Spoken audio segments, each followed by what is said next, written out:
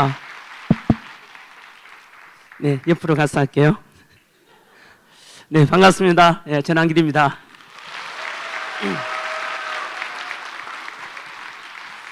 예, 이 영상이 나오고 난 뒤에 제가 이제 나오니까 뻘쭘합니다, 좀. 네, 이 영상은 전에 10월 27일 날 전국 우리 100만 명이 모인 기독교인들이 서울에 모여가지고 포괄적 차별금지법을 기존 국회에서 제정하려고 해서 이거는 막아야 된다. 왜냐하면 듣기에는 되게 좋지 않습니까? 차별금지법 또는 평등법. 하지만 그 성경에 근본적으로 어긋납니다. 그 법이 제정되면은 교회 문 닫아야 됩니다. 왜냐하면 목사님께서 이렇게 많이 모인 곳에서 하나님만이 유일한 신앙입니다. 부활신앙은 예수님밖에 없습니다. 라고 하면 그거는 타 종교 믿는 사람들이 그거 차별이다. 혐오감 조장한다. 신고하면은 목사님이 끌려가게 됩니다. 쉽게 말하면 반성경적인 법이다. 이래 보시면 될 겁니다. 그래서 사실 저는 노량진에도 공무원 한국사 강의를 하고 있거든요. 근데 저 영상이 요청 왔을 때 제가 기꺼이 하겠다 그랬어요. 왜냐하면 이거는 옳고 그름의 문제가 아니라 진리와 반진리의 문제예요. 그래서 욕 먹더라도 괜찮다 했거든요. 근데 아닌 게 아니라 제가 저 영상 찍었는데 지금까지 조회수 한 150만 건 돼요. 한 3개의 채널에서. 그래서 좀 파장이 컸어요. 그래서 언론에서 바로 공격 들어왔거든요. 뭐 한겨레하고 경향신문하고 프레시안하고. 그래서 저보고 그 뒤로 어떤 공격 들어왔을 때 뭐 오늘처럼 강연 가니까 어떤 목사님께서 감당할 수 있겠나? 언론에서 세게 공격하던데 하는데 제가 뭐라 했냐면 더 공격 들어오길 기다리고 있다고. 왜냐하면 더 공격 들어오면 가라지들 다 모아가지고 한복에 내가 불살러 볼게요 했거든요.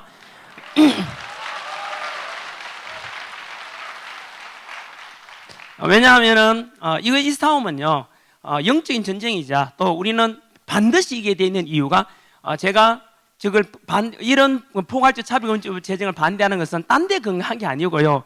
그냥 성경의 진리의 말씀에 근거한 거예요. 그래서 이거는 싸우면 무조건 이기게 돼 있어요. 그런데 그 뒤로 공격이 그만두었고요.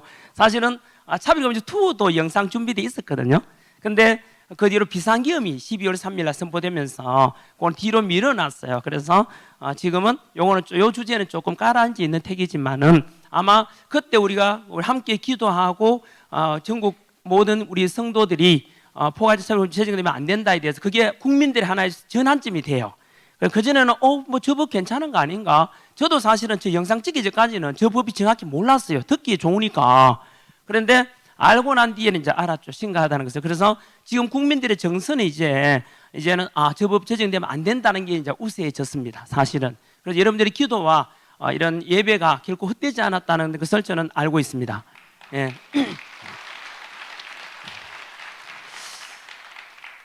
네, 지금 아까 조금 전에 우리 그 대표 기도하신 분도 마찬가지로 오늘 아침 뉴스도 그렇고 TV 켜면 지금 난립니다, 그죠? 많은 국민들이 참 걱정 많이 하고 있죠. 대통령이 잘했든 못했든 간에 어쨌든 대통령이 지금 감옥에 가 있는, 그죠? 구치소에 이런 상황이니까 참 국민들이 너무나 불안할 건데 아마도 담임 목사님도 그렇고 모든 분들이 우리는 그래도 대한민국이 아시아에서 유일하게 기독교 국가로 선거한 나라이고 이 하나님께서 선교사님들이 전해준 이 복음의 국가가 무너지지 않도록 그래서 지켜주시고 나아가서는 통일까지 평화통일돼 가지고 북한에까지도 다 복음이 전해질 수 있는 것이 우리의 사명이라 생각하고 나라가 빨리 안정되고 반듯해지기를 기도하는 것으로 알고 있습니다. 예, 지금 저도 같은 마음이고요. 먼저 오늘 이제 시작입니다. 제가 오늘 온천교회라는 곳에 오게 됐는데요. 이름을 들어도 따뜻합니다. 제가 사실은 매일 이렇게 온천은 아니지만 매일 제가 습관이 하나 있거든요. 30살 때부터 해왔는데 한 20몇 년간 많은 우여곡절을 겪었지만은 매일매일 이렇게 따뜻한 물에 욕조에서 목욕 재개를 하고 그래서 반신욕을 늘 합니다. 그래서 제 아이디어의 99%는 전부 다 그때 떠오릅니다. 왜냐하면 나중에 제가 더 훌륭한 사람이 되면은 전한기 선생님이 다른 사람하고 좀 특이한 습관이 있으면은 또 생활 방식이 있으면 알려줄래 하면 이게 아마 큰 영향이 미치지도 않을까 싶은데요. 매일 제가 기도하는 시간을 갖습니다. 그 반신욕 가서 늘 반용하면서 주기도문 외우고 그죠? 묵상하고 제가 만든 인생 식견이 있다 말씀드릴게요. 그 인생 식견을 묵상하고 인생 식견 10번째가 이거거든요. 대장부는 소인비와 논하거나 싸우지 않는다. 오늘 하루 다른 사람을 위해서 무엇을 할 것인가. 그 대장부라는 것은 바로 믿음의 사람에 대한 자부심입니다. 그래서 그렇게 묻고 하루하루 시작하는데 오늘도 마찬가지로 오늘 새벽에 일어나서 서울에서 반영하면서 기도하고 왔습니다. 오늘 온천교회 가는데 그리고 또 제가 부산에 아까 일찍 도착해서 찻집에서 차 한잔 마시며 또 기도했습니다. 오늘 온천교회 가는데 제가 지금 못 간 게 일주일째 가는데 좀 양해해 주십시오. 그래도 이제 기도했습니다. 제발 오늘 요 교회 강의 마칠 때까지는 목소리가 나올 수 있기를 기도하고 왔는데요. 오늘 제가 그래서 온천교회 여러분들하고 저하고도 또 처음 만났지 않습니까? 그죠? 영상으로는 많이 봤을지 모르겠는데, 저도 마찬가지로 제가 사실은 이 자리에 설 만큼 이렇게 훌륭한 사람이 되는가, 저는 좀 과분하다고 늘 생각을 해요. 근데 저도 영광이기도 합니다. 이 교회 와서 강연하게 된 게요. 저는 사실은 제 소개를 잠깐 드리면은, 물론 이제 고기도를 하고 왔습니다. 뭐냐 하면요. 오늘 이 귀한 주일날 오후에 뭐 놀러 갈 수도 있고 하겠지만은 또 이 예배 참석해 주셨고 전한 길이가 뭐라고 그래서 이렇게 오신 분들에게 저는 또 소망하기를 또 우연히 운명이 된다고 말도 하지 않습니까? 여기 청년들도 많이 앉아 있는데 저는 그 우리 믿는 사람들은 우연이 아니라 하나님의 섭리라고 생각하고 인도하심이라고 믿거든요. 그래서 여러분들 저는 그렇게 기도하고 왔습니다. 오늘 이 자리에 오신 분들이 오지 않은 분들에 비해서 더 은혜 받고 또 더욱더 하나님을 미소 짓게 하는 그런 삶들로 만들어갈 수 있도록 예수 인격 닮아가는 성격이 될 수 있도록 그런 역할에 작은아마 하나님께서 저를 인도하셔가지고 저를 비우고 하나님 제 살아온 이야기 하나님의 말씀할 때 그것을 진심으로 받아들여가지고 오늘이 또 더욱더 여러분들이 은혜되는 그런 시간이 되기를 간절히 기도합니다라고 하고 왔거든요. 네, 제가 오늘 먼저 제 소개는요. 저는 원래 저 경북 경산이라는 곳에 그 가난한 농부의 아들이었어요. 소장농 집 아들이고요. 그리고 그 뒤로 대구에서 수능 강사를 한 12년 했어요. 그래서 수능 강사 해가지고 대구에서 그때 부산도 강연 좀 왔었습니다. 부산 서면에 해화학원이라고 있지 않습니까? 그 학원에도 강연 왔었고 그러다가 그 이제 좀 스타 강사 돼가지고 돈을 많이 벌었어요. 그래가지고 그 돈으로 제가 12년간 강의하고 대구에서 제일 큰 학원, 부산에는 기존에 부산학원이 제일 컸지 않습니까? 대구에서는 또 대구 유신학원이라고 제일 크거든요. 그 학원을 인수해서 제가 학원 경영자 이사장이 돼요. 30대 나이에. 그리고 또 출판사도 제가 기독교인이니까 에브라임이라는 출판사를 차렸거든요. 요셉의 둘째 아들 이름이지 않습니까? 그런데 출판사에서 잘 나가는가 싶었는데 뭐 연세 드시면 알겠지만 인생 살아가는 게 뭐 청년들은 앞날을 살아갈 때 시행착오 없이 이렇게 다 탄탄대로 갈 것 같지만 그렇지 않습니다. 살아보면은 오르막길도 있고 내리막길도 있고 또 가시밭길도 있고 뭐 험난하지 않습니까? 그죠? 저도 또 그런 걸 겪습니다. 승승장구하는가 싶었는데 학원 경영, 출판 경영이 다 실패했어요. 그래서 번 돈도 다 날아가고 좀 유명한 이야기입니다. 이거는. 그래서 제가 그때 재산 다 정리하고 빚 갚고 나니까 남는 빚이 25억이나 됐어요. 건물이 너무 컸습니다. 유신학원이 10층 빌딩인데요. 그래서 규모가 크니까 그래 출판사도 부도났어요. 그래서 그때부터 제가 밑바닥 생활을 하거든요. 집도 월세로 떨어지고 또 자동차도 채권자 가고 완전 거지가 됩니다. 그래서 아들 하나 딸 하나 있는데요. 저희 집 사람이 다 공무원이라서 그 번 돈으로 애들 겨우 하고 저는 번 돈을 10년간 거의 다 이렇게 빚 갚는 데 다 쓰고 10년 동안 거의 참 힘들었습니다. 그래서 대구에서는 도저히 이 빚을 못 갚겠다 싶어가지고 서울 올라가서 노량진에서 공무원 한국사 강사로 전향을 해요. 그래서 공무원 강사로 가서 또 새 출발했는데요. 거기서 이제 또 진짜 놀라운 이제 기적을 맞이하죠. 이거를 제가 이제 그래서 이제 1타대가 1당사 돼가지고 빚 25억 다 갚고요. 이제 지난해가 되겠죠. 지난해 낸 소득세가 25억이었습니다. 예, 그래서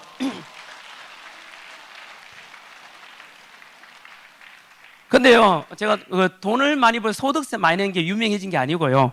제가 이렇게 많이 알려진 거는 강의 중에 뭐 한국사 강사인데 강의 중에 제가 이제 이렇게 쓴소리를 좀 하거든요. 인생 살아온 이야기. 물론 성경에 다 바탕하고 있습니다. 특히 예를 들면 학생들한테 좀 더 졸자, 좀 더 자자, 좀 더 졸자, 손을 모으고 좀 더 눕자니 가난이 군대 같이 오리라. 이런 성경 말씀을 많이 했는데 그게 이제 청년들이 많이 알려지고 또 이래 이제 그 유튜브 하는 사람이 찾아와서 수업 시간에 하는 이야기를 좀 유튜브 올리면 안 되겠습니까? 하길래 그 사람 되게 가난하대요. 그래서 그래라, 뭐 좋은 거 올려줄 거니까 올리라 했는데 그게 유튜브가 제일 많이 떴어요.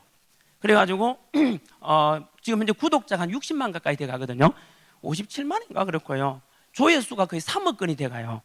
그래서 청년들한테는 되게 억센 소리를 많이 알려지고, 그 뒤로 이제 그때 제가 유명해져가지고 방송에도 나오라 하고 CF도 요청 왔는데 제가 안 갔어요. 왜냐하면 제가 좀 유명해지기 싫어가지고, 원래 청년들은 또 유명해지는 거 되게 부러워하겠지만은 유명해지기 별로 안 좋아요. 자유함이 좀 떨어지거든요. 그래서 제가 선글 끼고 다니는 이유도 뭐 멋있는 게 아니고, 아는 사람이 조금 전에 제가 찻집 왔는데 또 인사하더라고요. 가만히 있다가 일어나오니까 인사하길래 제가 못 쓰겠습니다. 그래서 제가 그 뒤로 이제 제가 그 당시만 하더라도 저한테 TV 출연 요청이 많았었거든요. 대표적인 게 KBS 아침마당 있었는데 안 갔고, 유재석 나오는 그 유퀴즈도 오라는데 안 갔었고요. CF도 신한은행도 왔었는데 안 갔고, SK도 왔는데 안 갔고, 삼양라면을 갈까 말까 고민했어요. 내하고 저 컨셉이 맞아가지고 국물이 뭐 끝내주네 시험하면은 안 갔는데 그 뒤로 강호동씨 한다 하더라고요. 왜냐하면 제가 안 유명해지려고 사실은 애를 썼는데요. 세상 밖으로 이렇게 나오게 되고 교회에서 강연하게 되고, 이거를 언제 처음 시작이 됐냐면 바로 우연히 저 부산하고 인연이 많은 것 같아요. 부산에 여행 왔다가 저 파라다이스 호텔에 그게 또 그날 또 목욕입니다. 사우나 혼자 또 목욕 제기하러 탁 갔는데, 그 부산에 어떤 60대 남자분이 사우나에서 저보고 혹시 진앙 쌤 아니십니까 이러더라고요. 빨간복고 예. 그러니까 그분께서 가까이 오셔가지고 전쌤 맞죠 하면서 그걸 저보고 배꼽 인사를 하면서 저 진앙 쌤 굉장히 존경합니다 이러더라고요. 그분도 빨간복고. 그래서 제가 뭐 유튜브인데 보시면 알겠지만은 뭐 유튜브인데 욕도 많고 제가 존경받거나 이럴 사람이 못 되는데 이러니까 그분께서 이런 말씀하셨어요. 욕하는 거 그거는 추임새고 유머인 거 다 알고 있습니다. 요즘 세상이 어떤 세상인데 남한테 비난하거나 욕하면 그게 공인으로서 한 방에 날아가는 세상인데, 저는 진앙쌤이 어떻게 멋있는 말 했어요. 저는 진앙쌤의 욕은 유머고 진앙쌤의 중심을 보고 있습니다 이러더라고요. 그 성경 표현이지거든요. 그죠? 사무엘상에 보면 다윗 그 기름 부을 때 쓰는 말이지 않습니까? 그래서 저보고 부탁이 있다 그랬어요. 또 그분이 아니 무슨 부탁이야 하니까, 이제는 전쌤 노량진을 벗어나서 좀 멀리 바다로 나오셔가지고 대한민국 청년들에게 좀 쓴소리 해주고 올바른 이렇게 좀 영향이 있는 그런 일을 해주면 안 되겠습니까 이러더라고요. 그게 저를 지금 이제 만들었죠. 왜냐하면 지금 그분 하신 말씀이 대한민국에 지금 청년들이 갈팡질팡하고 막 좌파라도 가고 막 하여튼 정신없이 막 누군가가 이끌어줄 선생이 없다 이런 얘기 하더라고요. 그래서 그 말씀을 듣고 난 뒤에 제가 이제 그게 지금은 저를 만드는데, 나오면서 물어봤어요. 혹시 어르신 무슨 일 하시는지 여쭤봐도 됩니까 하니까 그분께서는 알고 보니까 부산에 유명한 그 연제 로타리에 있는 뭐 석동호 정형외과라고 그 석동호 원장이더라고요. 그래가지고 그 교회 장로님이시더라고요. 그때 이제 연락처 드렸지만 시집도 내고 그분 성악도 하시고 되게 아주 인격적으로 제가 멋진 분이더라고요. 그분의 부탁을 받고 제가 집에 와서 생각을 많이 했죠. 저는 우연이라 생각하지 않거든요. 아까 말씀드렸잖아요. 우연이 아니고 하나님께서는 언제나 모든 것을, 하나님은 언제나 옳으십니다. 언제나 완벽하죠. 다만 우리 생각하기에 왜 이랬지나 할지 몰라도 언제나 하나님은 지나보면 다 옳다는 걸 깨닫게 되죠. 그래서 저는 그분이 왜 저에게 보내줬을까 또 기도하면서 여쭙습니다. 저는 늘 하나님께 여쭤보거든요. 이유가 있지 않겠는가? 우연히 어디 있겠습니까? 그래서 저는 그래서 이제 그분이 그렇게 해서 부탁하고, 책도 마침 또 출판사에 책을 내자 책 내고, 그 책 계기로 해서 그 출판사 직원이 이제 방송이나 이런 데 소개해가지고 제가 KBS, SBS, TVN 다 나갔어요. 다가오는 설 연휴 기간에 아마 이번이죠. 설 연휴 3일 마지막 날 아침에 KBS 아침마당에 또 나옵니다. 근데 안 잘리면 나올 것 같아요 지금. 왜냐하면 제가 뭐 차별금지를 올렸잖아요. 올리니까 이걸 또 방송국들이 요즘, 여기 방송 관계자분 계시겠는지 모르겠는데 요즘 방송 안에서도 노조들이 많이 장악하고 이래가지고 뭐 이런 특징이 있잖아요. 이런 사람들 간섭 막 들어옵니다. 제가 MBC 라디오스타도 그때 녹화해놓고 방송 안 될 뻔했어요. 왜냐하면 전환기가 MBC 라디오스타 나간다 하니까 또 안티들이 방송국에다 협박합니다. 왜 전환길 같은 사람을 뭐 방송에 진출시키냐? 저는 정치인도 아닌데 불구하고 그만큼 대한민국 민감한 세상이 돼 있어요. 그래서 KBS 아침마당도 혹시나 안 나오면 잘린 거로 생각하시면 됩니다. 근데 제가 PD가 요청할 때 바로 제켰습니다. 이거는 제가 공로를 할 거라고. 왜냐하면 제 나간다 이야기니까 중간에 또 뭐 어느 쪽에서 전환길 출연하면 안 된다 이랬대요. 저는 정치인은 앞으로도 그래 어쨌든 제가 그 마지막 말씀 그래서 그 뒤로 이제 제가 방송에도 나가고 또 이제 기독교 방송에 나갔거든요. 왜냐하면 제가 이제 바다에 떨어졌다 25억 빚뜸이 있다가 다시 이제 25억 빚 다 갚고 25억 빚을 갚으려면 소득세 빼고는 100억을 벌어야 되거든요. 그 다 갚고 지금 소득세를 또 25억을 내지 않습니까? 그죠? 1년에. 그러니까 이제 이거를 설명하려면은 어떻게 이렇게 됐지 하면은 다른 사람들한테는 설명이 안 돼요. 왜냐하면 제가 노래 한 개 올라와서 이렇게 맞춰져 가는 거 보면은 누군가가 재산을 날라갈 때도 그 당시 그랬거든요. 제가요. 재산 날아갈 때 저희 아내 보고 여보 누가 나를 이렇게 누군가가 나를 움직여 가지고 내가 출판사 망하고 학원 망하고 이것들이 너무 신기하게 많이 갔지 않나? 누군가가 그렇게 하는 것 같다 하니까 저희 집사람이 그게 할 소리냐 우리 자녀 거지 됐는데 당신 미쳤냐 하더라고요. 근데 그렇다는 뜻이다 했고 그 뒤로 제가 다시 또 있잖아요. 10년 밑바닥 생활 하다가 다시 이제 또 정상 올라갈 때는 신기합니다. 그 이따가 말씀드릴게요. 그게 딱 퍼즐을 맞춰보면 딱 맞추는 게 하나님 이름 딱 갖다 대면 다 맞아 들어갑니다. 그래서 제가 이제 그 이야기를 기독교 방송에 한번 했더니만은 그 뒤로 이제 교회라든가 이런 데 강연 요청도 많이 오고 그리고 그 연장선에서 지금 이렇게 활동하고 있거든요. 그러니까 요즘은 또 뭐 옆에서는 또 전환길 찌르다가 정치하려고 하는 거 아닌가? 뭐 대통령 하려고 하는가? 국회의원 나가는데 물론 저 국회에서도 요청이 많았습니다. 사실은 원내대표님도 좀 포장하고 했는데 제가 정치는 못합니다. 이유는요. 첫 번째는 제가 정치하려면은 강심장이 돼야 되고 때로는 또 막 있잖아요. 막 당론에 따르기도 해야 되고 좀 오바해서 말도 해야 되는데 저는 그지를 못합니다. 저는 사실은 아까 말씀드린 대로 이런 생각을 해봐요 스스로. 나는 이렇게 마이크 들고 남들한테 이렇게 많이 유명해지고 돈 많이 벌 줄 몰랐거든요. 저는 그래서 어제는 제가 요즘 화수목 한양대 강연, 강화도의 청년 예배, 그 다음에 천안의 청년 예배, 어제 목포 청년 예배에서 요즘 중고등학생들 있잖아요. 그 연합 예배, 수련이 많아요. 겨울 방학에. 그래서 갔을 때 청년들한테 그런 이야기 많이 합니다. 오늘 여기 청년들 있잖아. 학생들 잘 들었나요? 아저씨는 그렇게 학교 다닐 때 이렇게 성공할 거라는 걸 아무도 예측하지 못했어요. 왜냐하면 저는 부모 찬스가 있는 사람도 아니에요. 너무나 가난한 집안의 아들이었고 두 번째는 또 머리가 그렇게 좋으냐? 그렇지도 않아요. 제 노량진에 경쟁하는 강사는 다 서울대 출신이에요. 진짜로. 근데 저는 지방대학을 나왔어요. 학벌 찬스도 없죠. 또 강사하려면은 또 인물도 훤하면 좋거든요. 왜요? 근데 저는 어떤 학생이 수업 들어와서 선생님 억울하게 생겼네요. 이지를 하더라고요. 저는 외모 찬스도 없어요. 그래서 혹시나 학생들 중에서 외모가 친구보다 좀 부족하거나 집안이 좀 못났거나 또는 머리가 그렇게 좋지 않거나 하면 나는 크게 잘 되지 못하고 그렇지 않습니다. 하나님은 토기장입니다. 도자기 만드는 우리가 도자기라면 하나님은 우리가 어떻게 하나님 하기에 따라서 우리는 얼마든지 아름다운 도자기 되고 멋진 도자기 다 될 수 있어요. 저도 마찬가지로 제가 이렇게 되게 된 것은 하나님께서 저를 어떻게 왜 그럴까 생각해 보니까 제가 금방 말씀드린 대로 저는 저희 아버지께서는 초등학교도 못 다니시거든요. 어머님도 그렇고요. 하지만 저한테 늘 해오신 말씀이 절대 남한테 해코지 하면 안 된다. 남의 눈에 눈물 흘리게 하면 자기 눈에 피눈물 난다. 뭐 그런 게 해서 정직을 가르쳐가지고 저는 좀 되게 비우고 정직해요. 되게 그래서 저는 착합니다. 그건 인정합니다. 제가. 왜냐하면 제가 못된 놈이다 하면은 저희 부모님을 욕되게 하는 거 하나님을 욕되게 하는 겁니다. 그래서 저는 어떤 성격이냐면은 이래 뭐라 해야죠?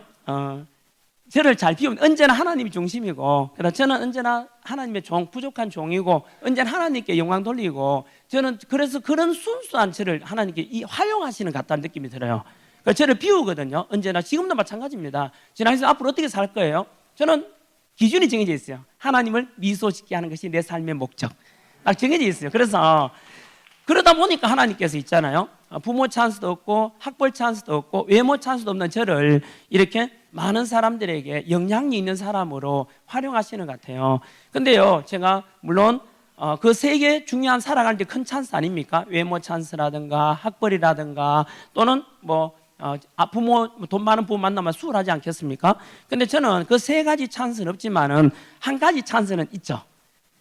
그죠? 바로 그 세 가지 찬스, 그보다 모든 것을 커버하고 이길 수 있는 하나의 찬스는 바로 하나님 찬스를 가지고 있습니다. 그래서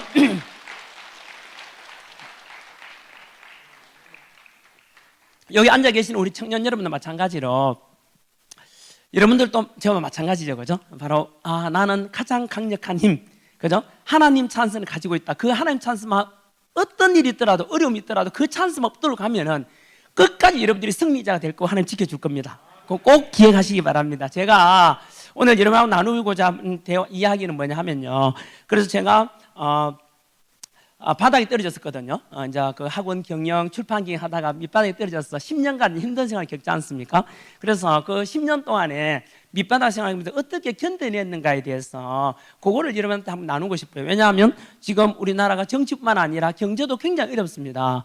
아까 목사님께서 또 걱정하시대요. 부산 경제도 마찬가지로 굉장히 어렵다고 지금. 그래서 지금 자영업 하시는 분도 힘들고 아마 지금 대한민국에 잘 나가는 사람 별로 없습니다. 경제 기업도 그렇고 자영업도 그렇고 이런 속에서 저는 혹시나도 다음에 청년들도 마찬가지로 또는 연세 드신 분들은 명절 때 이런 덕담을 해줘도 괜찮지 않겠나 생각이 들어요. 뭐냐 하면은 바닥에 떨어지면은 어떻게 극복할까? 혹시나 청년 여러분들은요 메모해 놨다가 꼭 있잖아.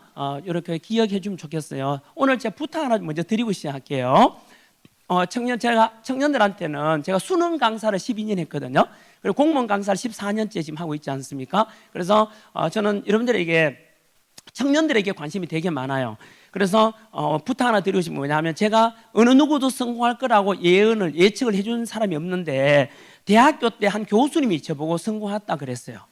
뭘 보고 했냐면 딱 습관 하나 보고 성공한다 그랬거든요. 그 습관이 뭐냐 하면은 바로 교수님께서 어느 날 학생 몇 명하고 교수님하고 저녁을 먹고 있는데 야 인마 너 새끼야 뭐해 인마 교수가 이야기하는데 딴짓 하냐 이거죠. 그래 놀라가지고 교수님 그게 아니고요 하면서 아까 교수님께서 하신 말씀 중에서 제가 꼭 기억하고 싶은 멋진 말이 있어가지고 제가 메모하고 있었습니다. 무릎 위에 쓰고 포스트잇에 메모하던 거를 테이블 위에 보여드렸거든요. 그러니까 교수님께서 웃으면서 그래? 이 자식 너는 인마 생긴 건 그래도 성공하겠어 이러더라고요. 욕인지 칭찬인지 어쨌든 여러분 바로 그겁니다. 제가 사실은 머리가 그렇게 좋지 못한데요. 제가 어떠냐면 이 기억력이 남들보다 떨어지잖아요. 그러면은 기억력의 한계를 극복하는 방법이 뭘까? 내보다 머리 더 좋은 사람을 이길 수 있는 방법이 뭘까? 그래서 제가 이런 말도 하거든요. 원래 예수님께서 제일 싫어하는 사람이 누구냐 하면은 교만하고 게으른 종입니다. 악하고 게으른 종은 그래서 제일 싫어하지 않습니까? 그 거꾸로 예수님 제일 좋아하는 거는 바로 언제나 겸손하고 온유한 그죠? 그런 종을 좋아하는데 뭐냐 하면은 머리도 나쁘고 게으르면은 제가 자손 대대로 거짓골 몸이나 이래요. 그러니까 머리가 나쁘면 대신에 뭐죠? 성실해야 되잖아요. 그래서 뭐냐 하면은 메모하는 습관을 제가 가지게 됐어요. 기억력 한계를 극복하려고. 그래서 제가 영어를 되게 잘했어요. 영어 잘하는 이유가 뭐냐 하면 오미 가면 늘 단어 외우고 수고 외웠거든요. 왜냐하면 기억력 한계를 극복하는 방법은 두 가지입니다. 반복하거나 기록하거나. 그래서 이런 말이 있어요. 기록은 기억을 지배한다. 뭐라고요? 기록은 기억을 지배한다. 메모해 놨다가 오늘 이제 새해잖아요. 청년들은 연세 드신 분들은 알아서 하시고 청년들 여러분들은 오늘 제 습관 하나 바꿔줄래요? 제가 실패하는 습관에서 성공하는 습관으로 바꾸는 게 바로 메모하는 겁니다. 이게 뭐냐 하면은 그래서 제가 메모 광이거든요. 그래서 제가 JTBC인가 제가 어느 방송에 나왔는지 모르겠는데 그때 탁재훈하고 홍진경, 윤종신 나왔던 그 프로에서 제가 공개했던 게 일기장을 공개했어요. 일기장 가져오라는데 제가 캐리어를 들고 이렇게 끌고 왔거든요. 이만 두꺼운 일기장이 20권이고요. 이만 큰 노트가 얇은 이런 그 메모 이거 뭐죠? 수첩은 수십 권이에요. 늘 기록합니다. 오늘도 보십시오. 제가 제목이 뭡니까? 온천교회 탁 돼 있지 않습니까? 그냥 오지 않습니다. 이번 주도 매일 이렇게 강연이지만은 언제나 정성을 다합니다. 제가 목 안 돌아온 이유가 뭔지 아십니까? 사실은 쉬어야 되는데 이번 주 갈 때마다 목 살살 해야지 해놓고는 끝까지 다 해요. 그래서 지금 낫질 않고 있어요. 그래서 어쨌든 그 제가 메모하고 정리를 항상 합니다. 그래서 청년 여러분 꼭 기억해 놨다가 오늘 이제 다이어리에 기록하세요. 이제부터는 다이어리 사가지고 영어 단어 수고 꼭 외우고 시간 관계에서 공부에 대한 이야기 더 해주고 싶은데 오늘 좀 이따가 내가 청년 세미나에 가서 이야기해 줄게요. 공부 잘하는 방법 알려드릴게요.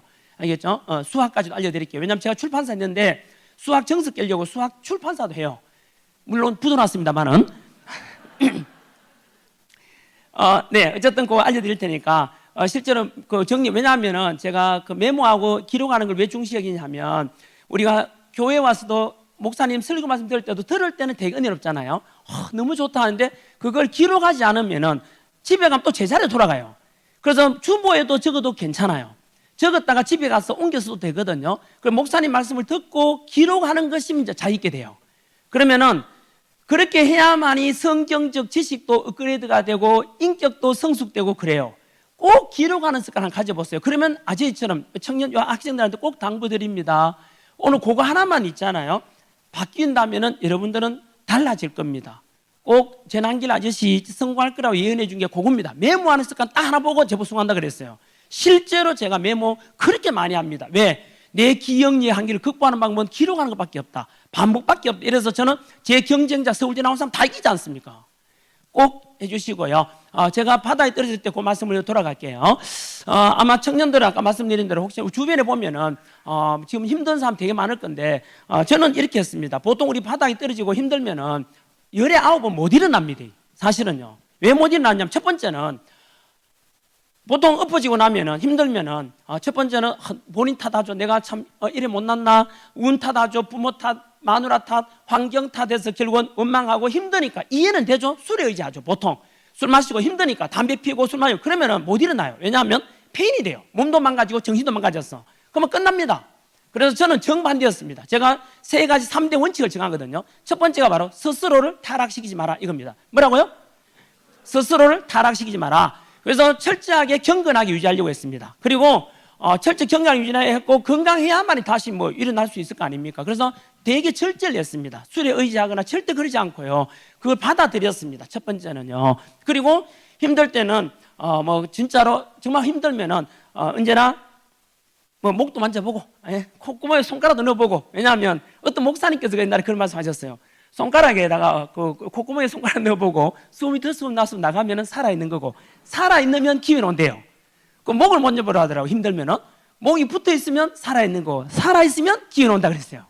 그래서 어쨌든 저는 때를 기다리자 하나님의 뜻 아니겠나 싶어가지고요. 그래서 첫 번째는 스스로 타락시키지 마라 이걸 했는데 아까 말씀드린 열에 9번 못 일어나는 이유가 이 때문입니다. 간단합니다. 절대 그러면 안 돼요. 두 번째가 바로 가정을 지켜라 이게 원칙입니다. 그러면 청년들 앉아있으니까 그 이야기 말씀 드릴게요. 스스로를 타락시키지 마라 해가지고 제가 구체적으로 인생 10계명을 정해요. 아까 제가 오늘 아침에도 제가 반년 목욕제 얘기하면서 인생 10계명 늘 묵상한다 그랬잖아요. 그 인생 10계명을 정해서 그 기준 되게 실천해요. 혹시나 유튜브에 가서 메모해놨다가 인생 10계명 치면 전환길기 떠요. 보통 우리 이제 신앙적으로 살아가는 데는 10계명이 있지 않습니까? 그죠? 근데 또 인간적으로 살아가는 데는 또 제가 만든 인생 10계명이 있는데 유튜브에 가면 있어요. 그게 제가 믿지 않는 청년들한테는 그 신앙증이 들어있으니까 너한테 맞춰서 변형해서 쓰라 하는데 여러분들은 우리 믿음의 형제들이니까 그대로 가지고 쓰면 돼. 10개가 다 성경에 근거합니다. 이거 한번 읊어드릴게요. 1분이면 다 돼요. 첫째, 복 있는 사람은 악인의 길을 좇지 아니하며 죄인의 길에 서지 아니하며 오만한 자의 자리에 앉지 아니하고 오직 여호와의 율법을 주의하러 묵상하는 자로다. 10편 1편입니다. 기준입니다. 제 기준. 두 번째가 지혜로운 자는 시간을 아끼느니라. 게으른 자의 길은 가시울타리 같으나 정직한 자의 길은 대론이라. 성실에 관한 겁니다. 세 번째가 말. 무려 더러운 말은 너 입 밖에 내지 말고 오직 덕을 세우는 데 소용되는 대로 선한 말을 하여 듣는 자들에게 은혜를 끼치하라. 넷. 분을 쉽게 내는 자는 다툼을 일으켜도 노하기를 더디하는 자는 시비를 그치게 한다. 감정 절제에 관한 겁니다. 다섯 번째가 지혜로운 자는 아버지를 즐겁게 하여도 미련한 자는 엄마를 업신여긴다. 효도에 관한 겁니다. 여섯 번째 돈벌이. 적은 소득이 의를 겸하면 많은 소득이 불의를 겸한 것보다 낫다. 일곱, 결정할 때입니다. 너의 마음을 다하여 여호와를 의뢰하고 네 명체를 의지하지 말라. 여덟 번째는 다하는 이야기, 행보에 관한 것. 항상 기뻐하라, 쉬지 말고 기도하라, 범사에 감사하라. 아홉 번째는 이제 직업관입니다. 바로 강사로서 사랑으로 가르치라. 사랑이 없으면 소리 나는 꽹과리에 불과하다. 고린도전서에 나오는 사랑제를 줄인 겁니다. 열 번째가 대장부는 소인비와 논하거나 싸우지 않는다. 오늘 하루 다른 사람을 위해서 무엇을 할 것인가 이렇게 정해요.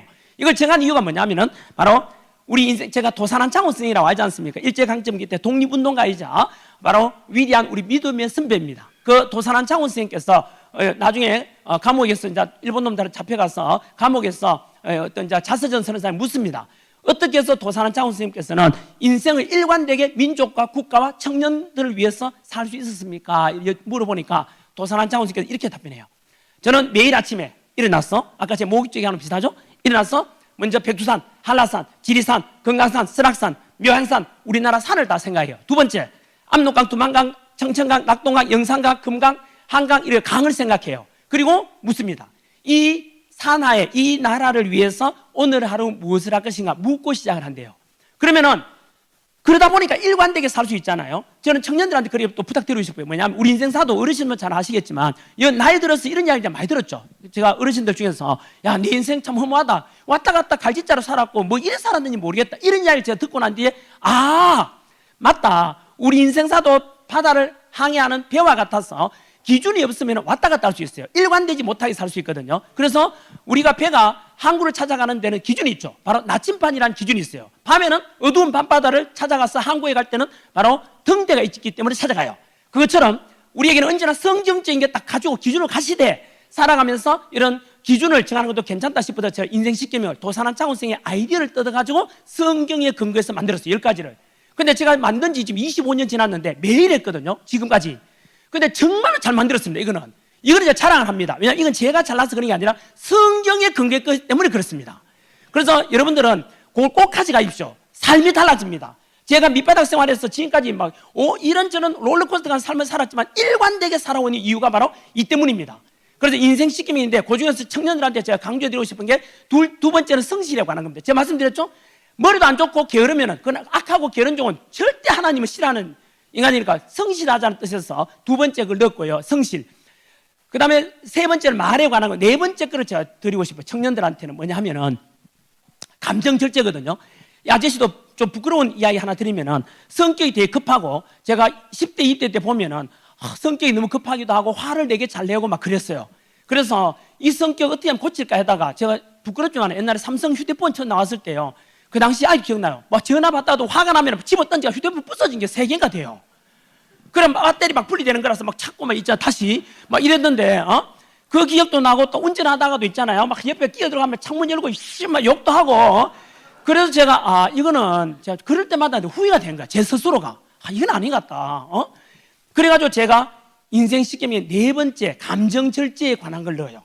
그래서 네 번째 넣은 게 바로 이겁니다. 분을 쉽게 내는 자는 다툼을 일으켜도 노하기를 더디하는 자는 시비를 그치게 한다 해서 다 잠언에 나오는 말씀이에요. 그래서 그걸 넣었는데 그 넣고 난 뒤부터 지금까지 제가 20몇 년 됐잖아요. 저희 집사람이 이야기합니다. 대학교 때 만난 저희 집사람을 당신 진짜 성격 많이 변했다고. 그게 근본적인 변한 게 아니라 바로 성경을 통해서 제 매일매일 묵상하면서 이렇게 변해가더라고요.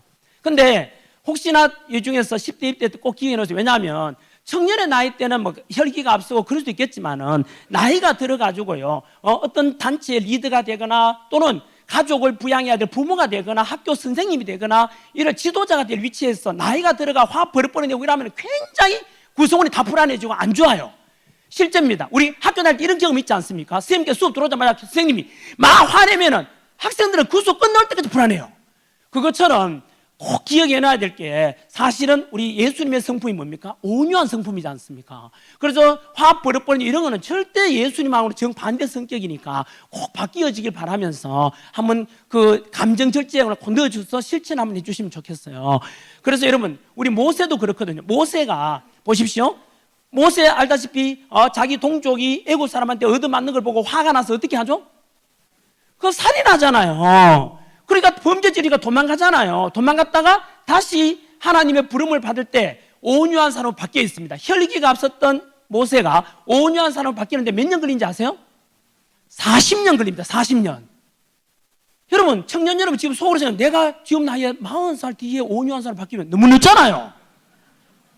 그러면 선생님 어떻게 하면 빨리 바뀔 수 있습니까? 바로 인생 10계명에 그걸 실천하면 됩니다. 늘 매일매일 묵상하면 자기가 달라져요. 어떤 때는 화 막 버릇버릇 냈다가도 이거는 이러면 안 되지. 이렇게 하면 스스로가 바뀌어지고 인격이 성숙되게 돼 있어요. 그 실제는 다섯 번째는 뭐냐 하면은 효도를 넣었어요. 왜 효도 넣는지 아세요? 저는 사실은 학교 다닐 때 우리 반 애들이 저희 집에 와본 애가 한 명도 없어요. 우리 마을도 내가 소개를 안 했습니다. 우리 집에 와본 애가 없는 이유가 그 당시에 새마을 운동으로 스레트 집이나 기와집을 바뀌었는데 저희 집은 초가집이었어요. 그래서 친구들한테 그 가난한 모습 보이기 싫어가지고 한 명도 우리 집 와본 애가 없고, 거꾸로 또 저희 아버지 어머니는 부모님 내일 학교에 모시고 와라 하면은 한 번도 학교 간 날이 없어요. 왜냐하면 저희 아버지 어머니가 초라한 행색을 입고 학교에 친구들한테 나타나면 부끄러워가지고 무조건 오지 마라 그랬어요. 소풍 가는 날이든 운동하는 날이든 절대 오지 마라 했거든요. 근데 우연히 저희 어머니께서 한 번은 이솝 우화처럼 이런 이야기 해주셨어요. 뭐냐면은 어떤 아들이 학교 친구를 자기 집에 데리고 왔는데, 언니 생각하고 있어요? 예, 그죠, 듣고 있죠. 예. 저는 왜냐하면은 사실은 유튜브 보면 제가 쓴소리 많이 하거든요. 졸고 있는 애들한테 제가 300명, 500명 앉아있어도 한 명만 졸아도 수업을 안 해요. 금방도 다 잘 듣고 계시죠. 한 분이 턱 꼬이고 있길래 이분은 내가 좀 성격이 맞다, 화를 잘 내니까 그래요, 와닿아서 그랬는 것 같아요. 그렇게 하는 이유가 있는데 뭐냐 하면은 저는 이렇게 생각해요. 아까 말씀 기도 드리고 왔지 않습니까? 오늘 여기 오신 분들이 다 은혜 받기를 소망한다 라고 하고, 학생들 가르칠 때도 학생이 졸고 있으면 수업 안 하는 이유가 그 부모님들은 전환기를 수업 들었고 믿고 보내놨는데 그 아들이 아예 하나가 졸고 있으면은 저는 상관없죠, 돈벌이 하는 데는. 하지만 그 아이 부모를 생각하면은 그래, 깨워서 공부시켜야 된다, 이런 사명을 가지고 있고, 예수님도 그랬거든요. 99마리의 품 안에 든 양보다는 잃어버린 한 마리 양이 있다, 그 99마리 두고 잃어버린 양을 찾으러 가는 게 예수님의 성품이에요. 그래서 저는 언제나 공부 못하고 또 잘 못 따라온 애들한테 신경이 자꾸 쓰여요. 그래서 어쨌든 그렇다는 뜻이고, 그래서 저희 어머니께서 아까 말씀드린 대로 그때 이솝 우화처럼 이런 말씀 해주셔요. 뭐냐면 어떤 아들이 자기 반 친구를 자기 집에 데려온 거예요. 데려왔는데 친구가 묻습니다. 야, 저 안에 저 초라한 노인네 저 할머니인가 아줌마인가 저 하는 사람 뭐 하는 사람이야 하니까 이 아들이 어머니인 줄 몰랐던 거죠. 당황해가지고 신경 쓰지 말라고, 저희 우리 집에 파출부 일해주는 아줌마다, 신경 쓰지 말라고 막 이렇게 이랬는데, 그 안에서 그 이야기를 들은 어머니께서 나가서 자살했다 그래요.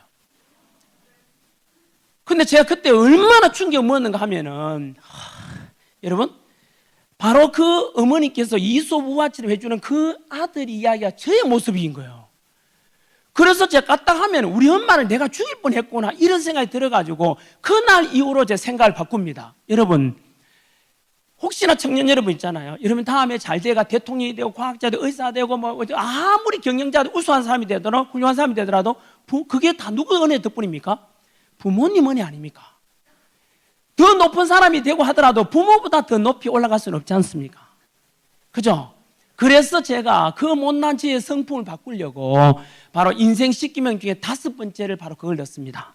지혜로운 자는 아버지를 즐겁게 하여도 미련한 자는 엄마를 업신여긴다 해서, 언제나 그래서 저는 그 뒤로는 생각이 바뀌었지요. 늘 저를 위해서 고생하신 우리 부모님 생각하면은 그때 이후로 제 생각을 바꿨는데요. 그래서 언제나 지금도 물론 이제 아버지는 이제 돌아가시고 안 계시고 어머님만 80 넘어서 혼자 계시는데 늘 전화드리고, 오늘도 요 끝나고 나면 사실 경산에 고향 이제 병원에 가야 됩니다. 저희 어머니 어제 마침 또 담낭염이 걸려가지고 수술하셨어요. 올라가는 길에 또 바로 경산으로 갈 겁니다. 서울로 안 가고. 그래서 혹시 청년 여러분 기억해놨다가, 언제나 부모님이 가장 소중합니다. 남의 아버지 어머니 잘 나오는 사람 그거 뭐합니까? 우리 아버지 엄마가 아닌데. 어떻게든 간에 우리 아버지 어머니가 세상 최고인 거예요. 이따 그건 한 번 더 제가 말씀드릴게요. 그리고 6번째는 제가 아까 소득세를 밝혔잖아요. 불쑥 그냥 밝히는 게 아니고 인생 10계명에 들어있어요. 돈벌이의 기준입니다. 적은 소득이 의를 겸하면 많은 소득이 불의를 겸한 것보다 낫다, 이래가지고 떳떳하게 돈벌이 하자, 이게 기준으로 들어가 있어요.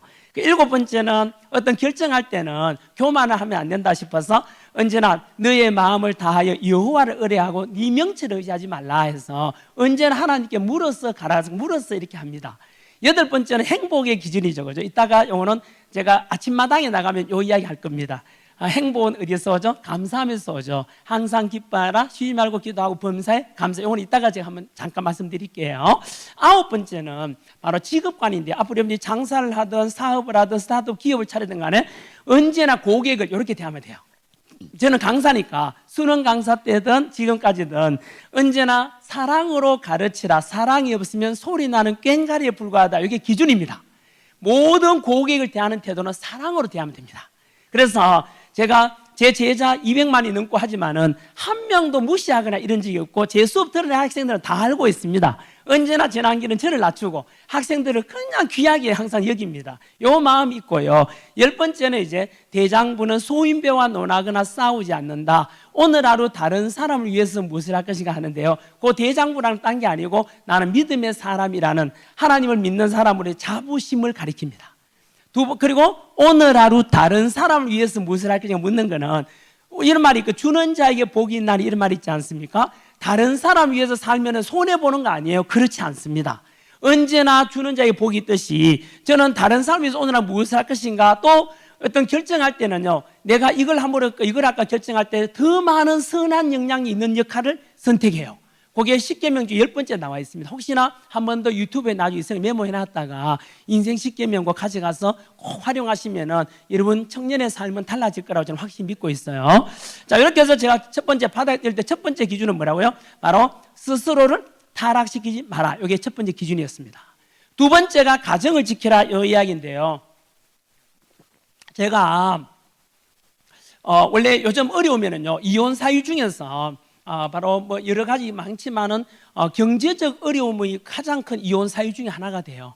보통 힘들면은 너무 쉽게 있잖아요. 야, 우리 힘드니까 그냥 갈라서자, 각자 살자. 너무 쉽게 선택해버리는 경향이 있어요. 저는 정반대라고 생각하거든요. 사실 제가 어릴 때 상처받고 자랐어요. 뭐냐면은 저희 가족 형제가 2남 3녀 5남매였거든요. 그리고 엄마, 아버지, 그리고 할머니가 계셨으니까 합이 몇 명이에요? 8명이 그 초가 삼간이에요. 진짜 부엌, 큰 방, 작은 방. 진짜 거기에 8명이 살고 부엌 좁은 데서 할머니하고 엄마가 부엌에서 매일 싸우는 거야. 할머니도 강성, 엄마도 성격이 강성이었어요. 지금 생각하면 엄마가 참 나이 16에 시집 왔다던데 옛날에 뭘 알겠습니까만은 또 가난하니까 어쩌면 싸울 수밖에 없는 것 같아요. 그래서 매일 엄마하고 할머니하고 고부간에 갈때 싸우니까 아버지께서 이러다가 둘 다 죽겠다 싶어가 아버지는 결정을 해요. 어떻게 하느냐면 엄마하고 아버지하고 제 막내 여동생 그때 초등학교 들어가기 전이에요. 그래서 막내 여동생만 데리고 3명이서 이사를 가버려요. 그리고 남은 사람은 이제 할머니하고 형제 4명이 남았죠. 그 넷째가 접니다. 저는 초등학교 그때 저학년이라서 학교 다니고 있기 때문에 못 따라간 거예요. 그쪽에는 학교가 없었거든요. 그래서 저를 모르는 아이들은 엄마 아버지가 없는 걸로 알아요. 할머니 밑에 자라게 되고 그리고 엄마하고 할머니는 10년간 안 봅니다. 할머니는 아들을 뺏겼다는 그 박탈감 때문에 그래서 10년간 서로 원수가 되고 아버지는 이제 본의 아니게 할머니 집도 신경 써야 되고 여도 신경 써야 되니까 그래서 두 집 다 신경 못 쓰니까 저는 이제 초가집에 계속 자라게 돼 할머니 밑에 자라게 되죠. 그래서 그때 느낀 건 뭐냐 하면은 그래 나는 다음에 결혼하면은 꼭 아이들은 내가 엄마 아빠로서 내가 꼭 키워야 되겠다 이런 결심을 해요. 우리 동물하고 인간의 차이가 뭐냐면 동물은 3000년 전이나 지금이나 뭐 호랑이나 사자들 사는 법 똑같잖아요. 근데 사람은 다르죠. 그래서 사람은 점점 발전시키게 가자 문명과 문화를 그죠. 혹시 이 중에서 저는 당부드리고 싶은 게 혹시나 이미 이 중에는 뭐 본의 아니게 가정이 깨어지거나 이런 상처받은 애들이 있다면은 청년들한테 부탁드리고 싶은 거는 내가 이렇게 상처받았으면 아까 전학일 아저씨처럼 그래 다음에 나는 결혼해가지고 우리 아이들을 꼭 가정을 깨지 않고 잘 간직하고 성인 될 때까지 자기 이런 결심을 해주면 좋겠어요. 왜냐하면은 제가 생각하기를요 돈은 있자야 잃었다가 다시 찾으면 똑같대요. 10,000원짜리 세종대왕 50,000원권 신사임당 똑같잖아요. 그런데 가정은 안 그래요. 제가 수능 강사하면서도 아이들하고 이렇게 상담을 많이 받잖아요. 그래서 가정 깨어져서 상처받은 애들 너무 많이 받지 않았습니까? 그래서 가정은요 한번 깨지고 나면은 그 사이에 자란 아이들은 회복이 안 될 수도 있고 그 상처받은 게 평생 가기도 하고 당연히 트라우마 돼요. 그래서 저는 부모님들께 꼭 당부드리면 저는 그러니까 30, 40대 부부들한테 당부드리는 게 혹시나 저처럼 제가 밑바닥 생활 했지 않습니까? 다 날아가고 그러더라도 가정만은 어떻게 하더라 좀 간직해달라고 유지시켜달라고 제가 부탁을 드립니다. 왜냐하면요 우리가 유리잔도 끼어지면은 그걸 다시 본드로 붙이면은 유리잔 모양을 만들어줘도 그 사이에 본드 그 유리금은 남지 않습니까? 그래서 저는 제가 어릴 때 저도 받은 상처있기 때문에 결국은 그런 결심을 해서 저는 제가 밑바닥에 떨어지면서 어떤 일이 떨어져 그때 우리 아이들이 초등학교 2, 3학년인가 그랬어요. 이 아이들은 내가 가정만을 지켜야 되겠다 결심을 해요. 그래서 제가 그 집 주소도, 왜냐하면 그 신용불량자 생활되고 하면은 집에 우편물이 무서운 게 많이 와요. 법원에서도 오고 무슨 신용정보 사람이 직접 막 찾아옵니다. 25필이 되니까 채권자가 여러 종류가 아닙니까? 그래서 아빠가 현관문 앞에서 막 채권자 찾아와서 멱살 잡혀가지고 막 부이고 이런 걸 애들한테, 애들이 뭐가 되겠어요? 그래서 제가 주소를 딴 데 옮겨놔요. 제 혼자. 그쪽으로 찾아오라고. 그런데 아이들한테는 제가 안 들켰어요. 그래서 제가 그 참 바깥에서 울 일도 많았고 굴욕도 많이 당했지만은 집에 가서 애들한테 표는 내지 않았습니다. 전혀. 그래서, 그리고 저희 아내도 마찬가지로 제가 빚 다 갚고 나는데 알려줍니다. 금액을. 그냥 분은 물으면은, 내가 갚을 수 있다. 왜냐면 저희 아내가 공무원이잖아요. 공무원한테 이 빚이 25억 하면 그건 갚을 수 없는 금액이잖아요. 2억 5천도 아니고. 그래서 그냥 내가 갚을 수 있다. 얼마 안 된다. 늘 이랬거든요. 그리고 빚 다 갚고 난 뒤에 저희 아내도 이제 도대체 얼마 있는데 이제 말해봐라. 그때 사실은 25억이었다. 이러니까 집사람들 되게 놀라지요. 그리고 저희 아이들은 언제 하느냐면은, 제가 서울에 갔잖아요. 빚 다 갚고 난 뒤에 집을 샀어요. 집 사가지고 이제 집들이를, 결혼한 지 16년 만에 집들이를 처음 했어요. 그때 이제, 저희 형제들, 이제 이남삼 5남매잖아요. 조카까지 다 와서 한 20명 되고, 제 아버지는 돌아가시고 어머니가 계세요. 그래서 어머니가 이제 오셨거든요. 근데 집들이 하면서 막 누구 때문에 시작되는지 모르는데 막 울기 시작했어요. 다들 막 울고 하면서 저희 어머니께서도 그렇고 형제들도, 야, 니 진짜 신기하다, 기적이다. 어떻게 25억 도저히 못 갚을 거라고 다 생각했어요. 그래서 10년 동안이니까 그것도 길었잖아요. 그래 갖고 난 이제 이런 이제 회복되니까 다들 이거는 참 기적이다. 그리고 저보고 네가 믿는 하나님 진짜 있는 모양이다. 어떻게 그렇게 이거는 기적이다 하면서 막 울고 보는데, 그때 충격먹은 애가 우리 애들이었어요. 그때 우리 애들이 도대체 왜 다 울고 이러냐 하는데, 그때 저희 어머니께서 그 말해요. 너 몰랐냐? 너가 아버지 죽다가 살았는데 니 몰랐나요? 우리 애들은 몰랐어요. 그래, 그때 이제 우리 아들이 이제 다 컸잖아요. 딸도 그렇고. 다 커가지고 그때 이제 우리 아들이 울면서, 아빠 그동안 많이 힘들었었지. 근데 왜 한 번도 말하지 않았어요? 이러더라고요. 그게 바로 뭐냐면, 그때 제가 그냥 저도 눈물 나더라고요. 그게 여러분 바로 아버지라는 이름입니다. 여러분, 아버지의 어깨, 아버지의 책임이 저는 그거라 생각해요. 여러분, 학생들한테 제가 꼭 부탁드리고 싶은 게 있어요. 뭐냐면은, 그게 전한길 아저씨만의 모습이 아니고 대한민국 여러분들을 키우고 있는 모든 아버지의 심정이 그겁니다. 세상 어느 아버지가, 바깥에서는 요즘 여러분 얼마나 힘듭니까? 영업실적 올리려고도 힘들고, 사회생활 하다 보면 무능하다는 소리 듣기도 하고, 그런 소리 듣지만 그거 집에 와서 다 애들은 넣는데 그걸 다 이렇게 이야기하는 아버지가 어디 있겠습니까? 바깥에서 굴욕당하고, 어때도 집에서는 그래도 애써 태어난 척하고 이런 게, 그게 아버지의 심정이에요. 그래서 여러분, 학생들은 꼭 기억해 놨다가 모든 세상 아버지 모습은 다 이겁니다. 그래서 아버지께 여러분들한테 표내는 건 절대 표 안 내는 아버지가 많습니다. 그래서 집에 들어왔는데 부탁드리고 싶은 뭐냐 하면은, 여러분, 아버지는 바깥에서 어떤 일이 있든 집에 들어오면 자기 알아주는 아이들이 있고, 최고라 생각해주는 아들, 딸이 있고, 최고라 믿어주는 아내만 있으면, 그 아버지는 바깥에 가서 뼈가 으스러지는 한이 있더라도 그 가정을 지키려고 하는 게 아버지입니다, 여러분. 아시겠어요? 근데 집에 들어왔는데, 아빠 우리한테 해준 게 뭐 있냐고, 당신 이래 무능하냐고 막 이야기하면 그 아버지는 기댈 곳이 없지 않습니까? 그래서 부디 제 당부드리고 싶은 것이 바로 그겁니다. 그래서 바로 저도 마찬가지였고요. 대한민국의 모든 아버지 모습이 그렇지 않겠나 싶어요. 그래서 꼭 저는 그 가정을 지키라 이거 기준으로 삼아가지고 어떤 일들은 가정을 지키려고 애를 썼는데요. 참 잘한 것 같아요. 그래서 애들 사교육을 제대로 못 시키거든요. 제 버는 돈은 다 나가야 돼가지고, 그래서 애들 꾸김살 없이 이렇게 키워냈던 것 같아요. 그래서 가정을 지키라가 두 번째였고, 세 번째가 사실은 순서상은 세 번째지만 첫째, 둘째를 다 포함하는 겁니다. 그게 뭐냐 하면은, 첫째, 둘째를 다 포함한 만큼 가장 중요한, 받아야 될 때 큰 힘은 바로 세 번째 기준, 신앙의 절개를 지켜라 이겁니다. 제가 사실은 교회를 처음 다니게 된 것은 대학교 때, 지금은 제 아내지요, 여자친구를 사귀었는데 그 여자친구가 교회에 다니고 있어서 제가 교회를 가기 시작한 게 제가 처음으로 이제 신앙을 이제 갖게 되는 거고요. 그 뒤로 이제 하나님을 인격적으로 만나게 된 것은 밑바닥에 떨어졌을 때입니다. 제가 밑바닥에 떨어져서 이제 25빚 때문에 떨어졌잖아요. 집도 월세로 추락하고 자동차도 없어지고, 그 바다에 떨어졌을 때 어려우니까 사실은 제가 엎드릴 수밖에 없고 어려우니까 무릎 꿇을 수밖에 없었습니다. 왜냐하면은 여러분 25빚이라는 게 개인한테는 너무 크지 않습니까? 예?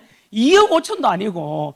그래서 저는 어쩔 수 없이 이렇게 무릎 꿇을 수밖에 없었고, 그때 제가 생각했죠. 저는 하나님, 이거는 내가 감당할 수 없는 금액이잖아요. 그럴 때는 어떻게 해야 되느냐 하면 내가 감당할 수 없을 때는 무릎 꿇어야 되고 하나님께 맡겨야 됩니다. 믿고, 우리 책 제목도 있습니다. 내려놓음. 뭐라고요? 저기 세 번째 줄 이 학생 괜찮아요? 이따가 내가 5만 원 줄게. 알았지? 잠깐.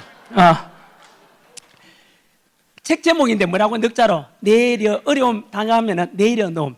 내려놓고 오직 하나님께 의지해야 돼요. 왜냐하면은 그렇게 하지 않고서는 제가 매일매일 머리에 25억을 쥐고 어깨에다 25억을 쥐고는 못 견딥니다. 도저히 못 견딥니다. 그래서 저는 무조건 이제 하나님께 내려놓자. 그리고 제 무릎 꿇고 그때 제가 성경 말씀도 많이 읽고 무조건 기도합니다. 기도할 수밖에 없었다니. 무릎 꿇을 수밖에 없었던 이유가 25억을 누가 감당합니까 이거를. 그래서 저는 그때 이제 온전히 하나님과 인격적인 이제 만남을 하지요. 그리고 하나님과 대화를 하죠. 하나님 아버지 알아서 해주세요. 그 성경 읽다 보니까 그 성경 말씀에 저같이 어려움 겪었을 때 탁 와닿는 말씀이 있었어요. 우리 성경 말씀 속에 보면은 우리 고난의 상징하면 누굽니까? 욥이죠. 욥기 말씀을 탁 읽다가 바로 이거다 해가지고 욥기에 그런 말씀 나옵니다. 우리 혹시 화면 준비됐으면 욥기 1장 20절 한번 보여주실래요? 네. 이르되부터 시작 한번 읽어볼까요? 같이 한번 읽어보죠. 시작. 이르되 내가 못해서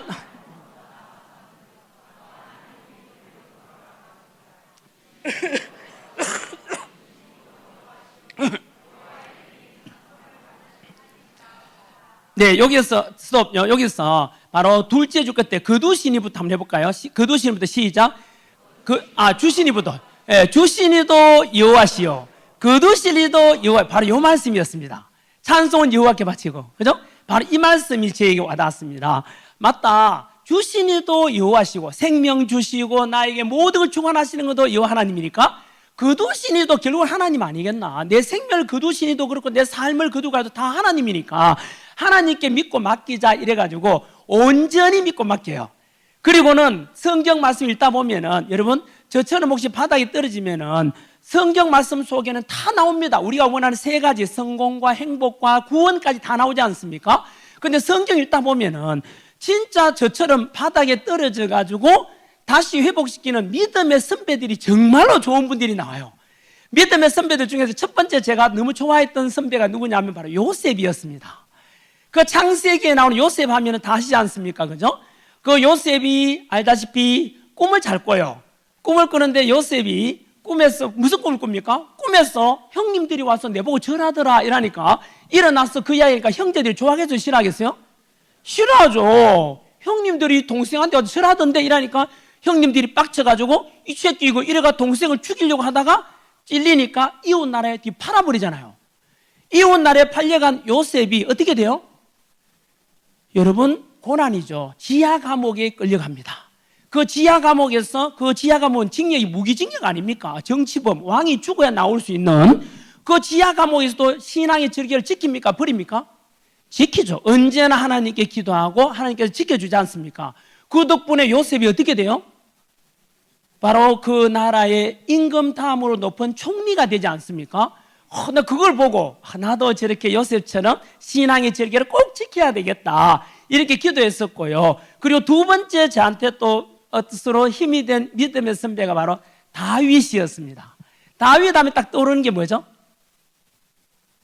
이제 대답할 수 있겠죠? 예, 다윗 하면 떠오르는 게 흔히 바로 골리앗, 거인 골리앗과 싸워서 이긴 이야기 많이 알고 있지만은 저에게는 그거보다는 그 다음 이야기입니다. 저 골리앗을 이기고 나니까 다윗이 인기가 많아져서 당시 왕이던 사울 왕이 다윗을 되게 아껴요. 좋아해줘요. 그런데 이 다윗이 전쟁에 가서 자꾸 이기고 하니까 점점 인기가 더 많아지니까 이 사울 왕이 어떻게 해요? 질투하지 않습니까? 그래서 결국은 이 사울 왕이 다윗을 죽이려고 하죠. 그래서 다윗은 죽음을 피해서 온 데 도망 다닙니다. 그 도망 다니다가 여러분 그 뒤에 결과는 둘 중에서 누가 신앙의 절개를 지키고 누가 신앙의 절개를 버립니까? 버린 사람 누구예요? 사울. 끝까지 신앙의 절개를 지킨 사람은 다윗이죠. 여러분, 바로 저는 그때 선택은 본인이 하는 거예요. 사울 왕이 어떻게 되느냐 하면은 끝에 가서는 여호와 하나님을 찾아도 안 나타나고 또 사무엘을 불러도 안 나타나니까 결국은 이 사울 왕은 누굴 찾아가요? 예, 신접한 여인, 즉 무당을 찾아가서 거기에 의지해요. 이는 하나님의 심판이 임해지죠. 그 뒤에 어떻게 됩니까? 그 다음 전투에서 아들 셋과 이 사울 왕이 동시에 다 죽습니다. 저는 뭐 그 이야기는 또 소름 끼치잖아요. 저는 거기서 뭘 느끼는지 나는 절대 이러면 안 되겠다. 어떤 일이 있더라도 신앙 진리를 지켜야 되겠다 생각했고, 그 반면에 다윗은, 여러분 다윗은 실수를 합니까 안 합니까? 많이 하죠. 다윗은 실수를 많이 하지만은 다윗은 그러나 끝에 가서는 뭘 하죠? 회개를 하지 않습니까? 여러분, 하나님은 어떤 사람을 좋아하느냐면 실수하는 우리 인간을 미워하는 게 아니고 회개하지 않는 우리를 미워하는 겁니다. 여러분, 우리는 인간이라서 누구나 실수합니다. 그 속에서 중요한 것은 바로 다시 회개하고 여호와 하나님께 돌아올 수 있는, 이게 제일 중요한 거예요. 그래서 그 다윗은 비록 중간에 실수를 많이 하지만 결과론적으로 무조건 신앙의 지식을 지킨 덕분에 하나님의 편이 되지 않습니까? 그것처럼 저는 사울 편이 아니라 다윗 같은 사람이 되었다고 결심해요. 그리고 저한테 또 용기를 준 믿음의 선배가 바로 다니엘이었습니다. 다니엘 역시 이웃나라 바빌론에 포로로 끌려가지 않습니까? 거기서 역시 마찬가지로 끌려갔지만은 알다시피 신앙의 질기를 지키죠. 기름진 고기를 먹지 않고 술에 의지하지 않고 언제나 하루 3번 여호와 하나님께 기도하는 그 다니엘 모습 보고, 또 마지막에 가서는 이런 일도 있지 않습니까? 바로 임금 외에는 절대 절하지 마라 했는데 다니엘은 어떻게 합니까? 하나님께 기도하죠. 오직 하나님께 절을 하죠. 그걸 보고 결국은 사자굴에 끌려갔지만은 하나님께서는 사자 입을 봉해서 결국은 다니엘 살려주잖아요. 또 제 학생들한테는 친구 잘 만나라 이런 이야기를 많이 해요. 왜냐하면 친구 따라서 영향을 많이 받아요. 그래서 여기 있는 청년들은 꼭 교회 안에서 믿음 가진 사람끼리 사귀고 결혼하세요. 제가 아들, 딸이 있는데 걔들한테 그 남친, 여친 사귈 때 기준이 있습니다. 딴 거는 모르겠고 어지간하면 교회에 다니는 사람, 믿음 가진 사람 만나라라고 이야기합니다. 왜냐하면 평상시에는 안 드러나는데 살다가 일 닥치면은 하나님을 믿는 사람과 아닌 사람 차이가 많이 나타나요.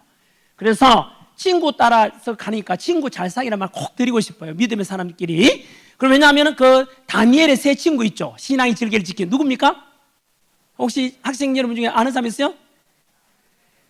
바로 사드락과 메삭과 아벳느고라는 친구가 있죠. 그 친구들은 역시 마찬가지로 금신상에 절하라 하는데 이 세 친구는 아니, 나는 여호와 하나님 외에는 절할 수 없다. 이래서 신앙 질개를 지키다가 용광로에 끌려가잖아요. 하지만 하나님께서 구원해내잖아요. 그런 걸 보면서 신앙의 질개를 지켜야 되겠다 이런 생각이 드는데요. 여러분, 그 중에서도 또 저에게 큰 용기를 준 사람이 바로 욥이었습니다. 욥 역시 마찬가지로 온전하고 정직하여 하나님을 경외하며 악에서 떠난 자라라고 했지만은 그 욥 역시 마찬가지로 사탄의 유혹을 받지 않습니까? 그 속에서 신앙의 질개를 지키죠. 예? 그 사탄 유혹 속에서 여러분 아들 다 죽고 재산 다 날아가고 온몸에 부스럼 나가지고 막 유리로 피부를 꺾는 병에 걸리지만 친구가 놀리잖아요. 네 꼴 좋다, 하나님 믿다가 뭐하냐, 재산 다 날아가고 자식 다 죽고 니도 하나님 말 저주하고 죽으라 하는데 욥은 유혹에 넘어가지 않죠. 그런 어려움 속에서도 끝까지 여호와 하나님을 믿는 욥을 보면서 저 역시 어떤 결심을 하겠습니까? 저는 답이 정해져 있습니다. 나는 어떤 고난이 와도 하나님에 대한 신앙의 절개만을 지키자라고 해가지고 끝까지 지켜냅니다. 그리고 실제로 그러면 제가 마이크 들었으니까 저는 되게 솔직하다고 그랬잖아요. 제가 좀 부끄러운 것도 있었습니다. 사실은 저도 한 번은 까딱 잘못하다가 사울처럼 될 뻔한 적도 있습니다. 한 번은 제가 부끄러운 그 고백하자면은 돈과를 다니다가 그날 또 돈을 못 구했어요. 갚아야 될 돈은 그달에 있는데 온데 돈과를 많이 다녔거든요. 근데 길에 오다 보니까 눈에 번쩍 뜨이는 게 로또, 복권이 또 보였어요. 그래서 제가 로또를 삽니다. 사실은 그게 저한테는 굉장히 좀 마음에 걸렸던 게 뭐냐면 제가 수능 강사 12년 하는 동안에 학생들한테 늘 그렇게 가르쳤어요. 학생 여러분, 너그 나이 때는 절대 로또나 복권 이런 거 사면 안 돼요. 왜냐하면 로또, 복권은 나이 들어가 그냥 심심풀이로 하는 거고 청년의 나이 때는 내가 노력한 정직한 결과를 기대하는 것이 장래성 있는 청년이다. 늘 이렇게 가르쳤어요. 예? 그래서 대박이라는 말도 싫어합니다. 대박은 쪽박을 차게 되거든, 잘못하면요.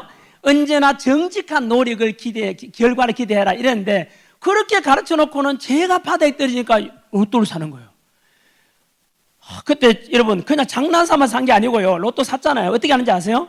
아직도 기억이 선명해요. 제 사무실, 지하 사무실에 와가지고 성경을 탁 펴놓고 로또 이게 넉 장 이렇게 탁 얹어놓고 눈물로 기도합니다. 제 나름대로는 해석을 그렇게 했죠. 하나님 아버지, 예? 혹시 로또 당첨돼가지고 은혜 줄 수도 있잖아요. 안 그래요? 저는 그래 해석을 했죠. 그래서 기도했죠. 하나님 아버지, 제 어려움을 아시지 않습니까? 그리고 하나님 아버지, 전지전능하다 하셨지 않습니까? 로또 숫자 7개밖에 안 되거든요. 쉽죠? 하나님 아버지, 간단하고 쉽지 않습니까? 하나님께서는. 해가지고 진짜 간절하게 기도했어요. 근데 당첨됐을까요? 떨어졌을까요? 됐어요. 예. 네. 진짜로 5,000원짜리 2장이 됐어요. 그리고 그걸 가지고 다시 또 바꿔요. 로또로. 그 다음 주에 또 했는데, 됐을까요? 떨어졌을까요? 결국은 안 되더라고요. 근데 안 되기도 했지만 두 번째 살 때는 솔직히 저도 마음이 갑자기 더 느껴졌어요. 아무리 생각해도 이건 아닌 것 같다. 여러분, 만약에 제가 로또 당첨돼가지고 여기에 마이크 들고 여러분한테 섰으면 제가 뭐라 하겠어요? 여러분, 어렵습니까? 로또를 사십시오, 로또를! 하나님께서 로또를 통해서 은혜를 주십니다! 라고 하면 여러분, 이게 과연 어느 누구에게 득이 되고 선한 영향이 되겠습니까, 여러분? 예? 만약에 로또 당첨돼가지고 어려움 극복했는 사람이 있다면 그 신을 절대 선한 신이 못 됩니다. 그게 누구한테 은혜 되는 말씀이 되겠어요? 그래서 저는 그렇게 생각합니다. 그래서 저는 그 뒤로는 로또를 안 샀습니다. 그래서 제가 참 그 당시에 아찔했습니다. 결국은 다시 신앙의 지를 지키면서 끝까지 견디는데, 그런데 여러분 실제로 한번 물어보겠습니다. 우리 청년들한테 한번 물어보면은, 근데 실제로 여러분 하나님께서는 우리가 기도하면은 바로바로 응답이 다 이루어져요? 바로바로 응답이 이루어지는 분 있어요 혹시? 없죠? 예를 들면 자, 이번에 신학기가 다가오고 있습니다. 하나님 아버지, 이번 다가오는 중간고사 시험에 다 100점 먹게 해주세요. 100점 나와요? 안 나오죠? 엄마들은 주식 사놓고 하나님 아버지 제발 주식 오르게 해주세요 자꾸 내리잖아요. 여러분, 기도라는 것은 우리가 원하는 것을 하나님께서 바로바로 들어주는 건 아닌 것 같아요. 그런데 이런 상상을 해봐요.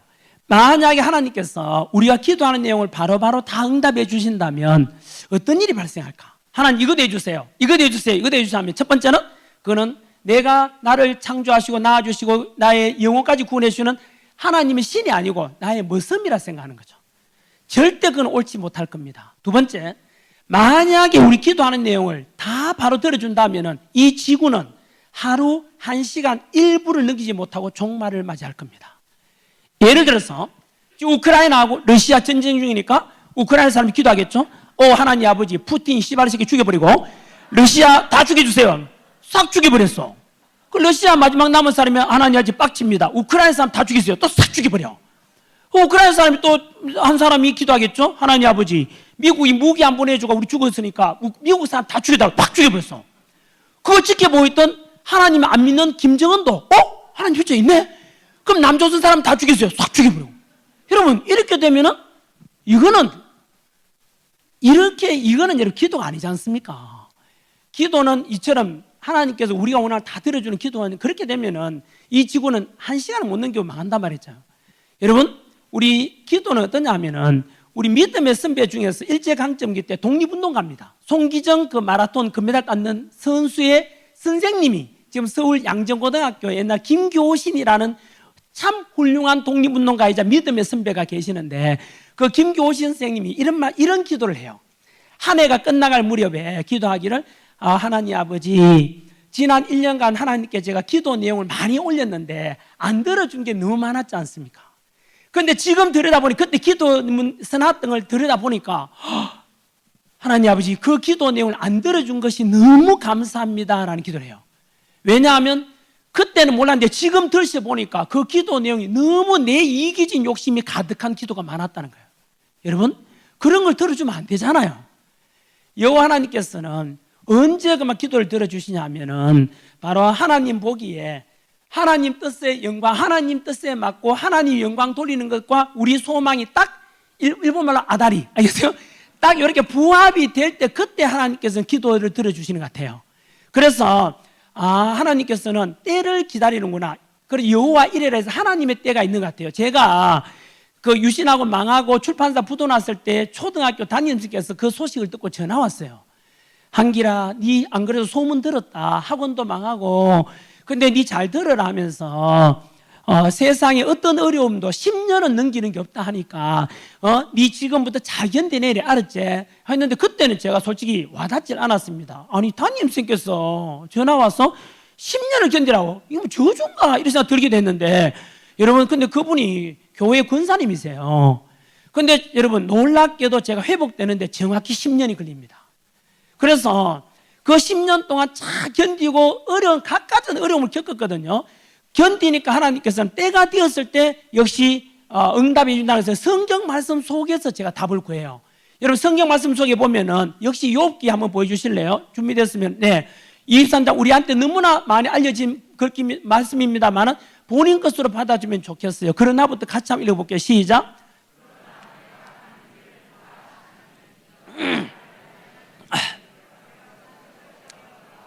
바로 이겁니다, 여러분. 하나님께서는 나를 단련하신 후에야 그때 내가 준비되었을 때 기도 응답을 해주시는 것 같아요.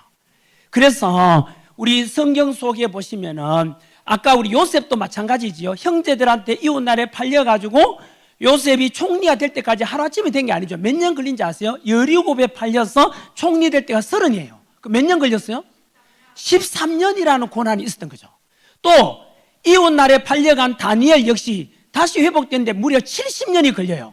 그것처럼 하나님의 때는 하나님이 준비하신 때가 반드시 있는 것 같아요. 그리고 이런 출애굽 이야기도 하지 않습니까? 출애굽도 보면은 우리가 아까 요셉이 그 나라의 총리가 됐지 않습니까? 총리가 돼가지고 요셉을 기억 못하는 이제 또 왕이 나와가지고 그 뒤로 참 어떻게 되는 거 알죠? 요셉이 그 뒤에 형제들한테 제가 흔히 여러분 복수를 하라 이런 이야기 잘 해요. 복수를. 예? 저는 두 가지 복수를 하려고 애를 썼어요. 첫 번째는 가난에 대한 복수였어요. 어릴 때 제가 타작을 해서 우리 아버지하고 같이 이제 기운기도 없을 때야. 소 구루마에 싣고 농사 지어가지고 우리 집으로 가져오는 게 아니고 어떤 집으로 가는 거예요. 그래서 아버지한테 물었어요. 아버지, 이거 실컷 농사 지어가지고 왜 이 집에 갖다 주는데 하니까 아버지께서 아무 말씀 안 하셨어요. 알고 보니까 그 땅이 우리 땅이 아니라 소작을 해가지고 주인 집에 갖다 주더라고요. 그때 저희 아버지께서는 어린 아들이 묻는데 말씀 한마디도 안 하셨는데 뒤에는 제가 거꾸로 미안했어요. 아버지 얼마나 자존심 상했을까. 근데 저는 그때 나름대로 결심을 해요. 나는 다음에 이 아버지 어머니 나이 되었을 때 절대 우리 아이들한테 가난을 물려주고 싶지 않다는 결심을 하고요. 두 번째는 제가 밑바닥에 이제 잘 나갔다가 엎어져가 빚더미 안았잖아요. 그때 주변에서 얼마나 많은 소리 들은지 아세요? 아이고 그 집 아들 잘 나간다 하다가 망했대. 이런 게 마을 시골에 다 퍼져요. 그리고 저 역시 막 친구들이 다 떠나갔어요. 어렵게 되니까. 그때 제가 결심한 거는 그래 두고 보자. 반드시 복수할 것이다 했습니다. 왜냐하면 그 복수는 딴 게 아니라 바로 내가 더 잘 돼가지고 그 누구 때문에 잘 되었는가. 그래 난 하나님 은혜로 이렇게 되었다는 것에 대해서 당당히 보여주고 싶었습니다. 그래서 그 사람들이 하나님 인사람 잘 되구나. 실제로 제가 받을 때 하나님께 그런 기도를 했습니다. 하나님 아버지, 제 지금 밑바닥에 있지 않습니까? 제가 여기서 죽게 되면은 하나님 아버지, 이 땅에 하나님이 제가 보낸 이유가 이건 아니지 않습니까?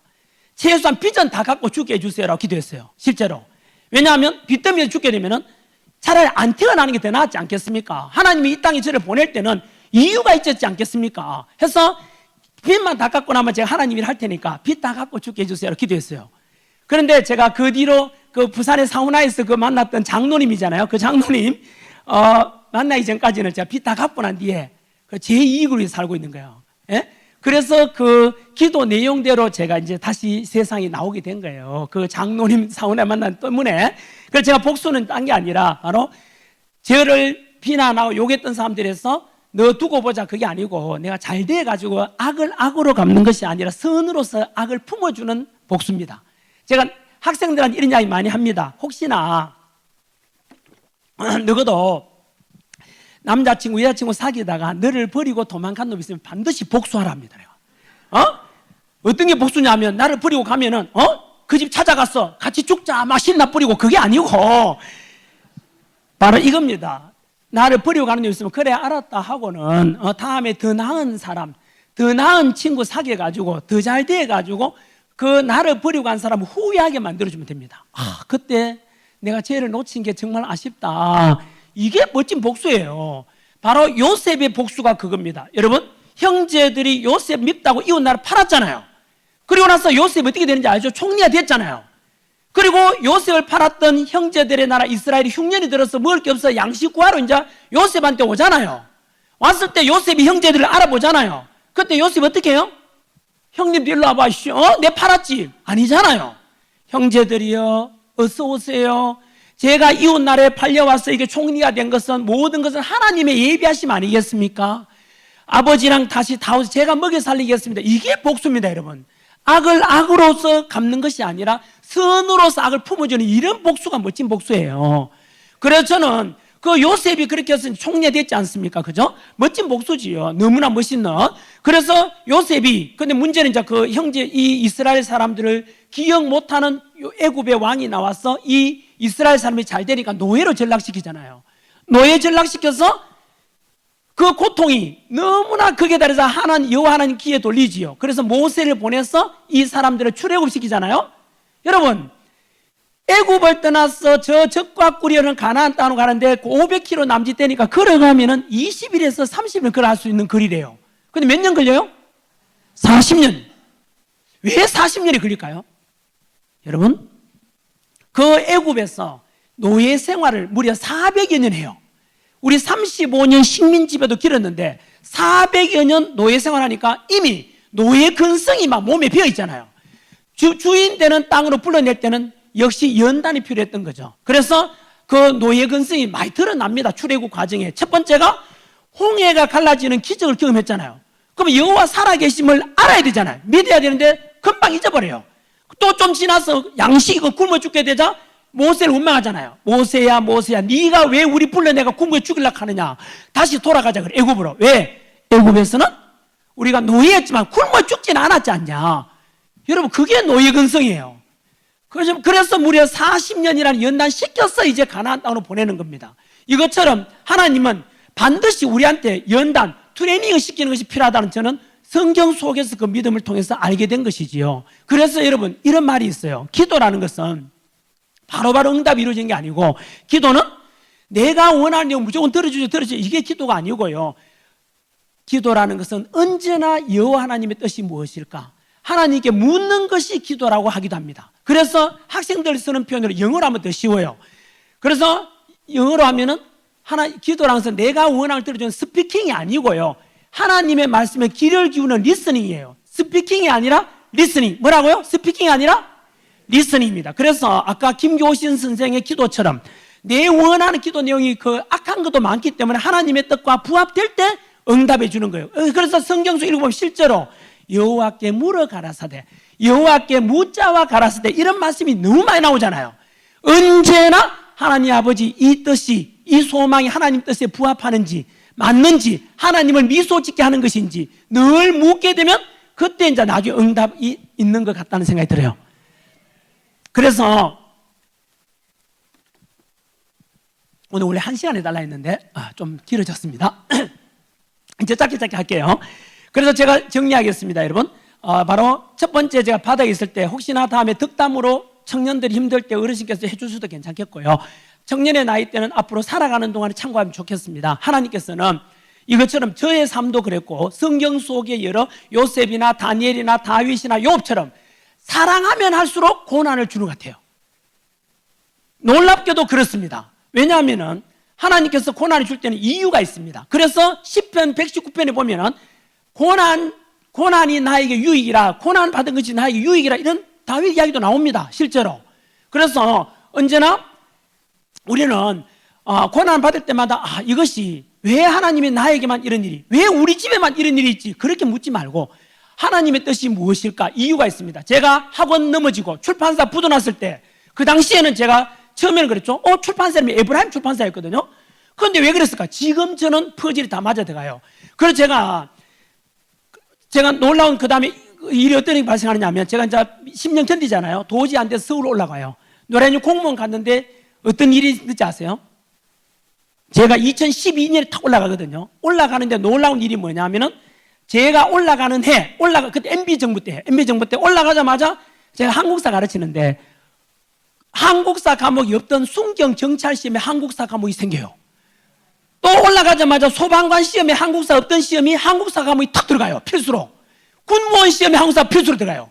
그리고 가장 수험생이 많은 게 국어 공무원이거든요. 근데 국어 공무원 시험에 그 전공 과목들이 행정법 이런 게 선택으로 바뀌고 제가 가르치는 한국사가 필수가 딱 돼요.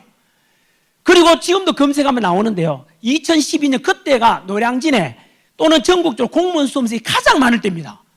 제가 한 번은 바닥에 있을 때 꿈을 꿨는데 그날 꿈은 아직 기억나요. 너무 바닷가에 있는데 너무 배가 고파가지고 하나님 기도를 막 했어요. 하나님 아버지 제발 저 굶어 죽겠습니다. 목도 타고 막 죽을 지경인데 그때 하나님께서 흔히 우리 메추라기 본인 진짜 그 하나님 그냥 하늘에서 많이 내려줘가지고 제가 하나님 아버지 제가 그때 이렇게 기도하면서 찬양하면서 깼던 기억이 나요. 그것처럼 노량진에 올라갔는데 그렇게 저한테 수강생이 몰려들게 되고요. 또 제가 갔던 회사가 기독교 그 믿는 사람들 회사예요. 너무 잘 되는 거예요. 제 소속사가. 거기다가 제가 100페이지짜리 책을 개발해요. 얇은 책을. 그 책에서 그 10년 동안 100% 거의 다 적중합니다. 제가 얼마나 물론 기도를 많이 했는지 압니까만은 여러분 그 놀라운 일들이 발생하면서 퍼즐이 다 맞아 들어갑니다. 진짜 바다일 때는 제가 알지 못했고 저는 오직 엎드리기만 했고 기도만 하고 무릎 꿇기만 했는데 하나님께서 딱 그렇게 맞춰주는 걸 보고 답이 다 맞아 들어갑니다. 퍼즐 맞춰보면 신기합니다. 이게 빚도 회복되는 게 신기하고 그리고 저는 지금까지 보십시오. 빚 다 갚고 이제는 이런 위치에서 안 나올라 했다가 또 어떤 장로님의 충고를 받고 세상으로 나가서 이제는 또 이렇게 있었던 이야기를 있는 그대로 좀 말씀드리자. 저는 과장이나 거짓말이나 못하면 제가 괴로워서 죽어요. 그래서 정치는 이제 못한다 그랬잖아요. 그래서 여러분 앞에서 제가 이렇게 고백드리는 겁니다. 있잖아요. 목이. 그리고 한 번 더 정리하겠습니다, 여러분. 바디에 뜰 때 첫 번째가 뭐라 그랬죠? 메모하고 있죠? 청년 여러분. 첫 번째가 뭐였죠? 스스로를 타락시키지 마라. 개인에 관한 거. 두 번째, 가정을 지켜라. 가정. 세 번째가 신앙. 해서 세 번째가 뭐였죠? 신앙의 절개를 지켜라 하고 세 번째였지 않습니까? 자, 여러분. 그 다음에 제가 KBS 아침마당에 나가서 할 이야기는 행복에 관한 건데요. 행복을 하기 전에 제가 이런 거 막 짧게 한 말씀 드리고 끝낼게요.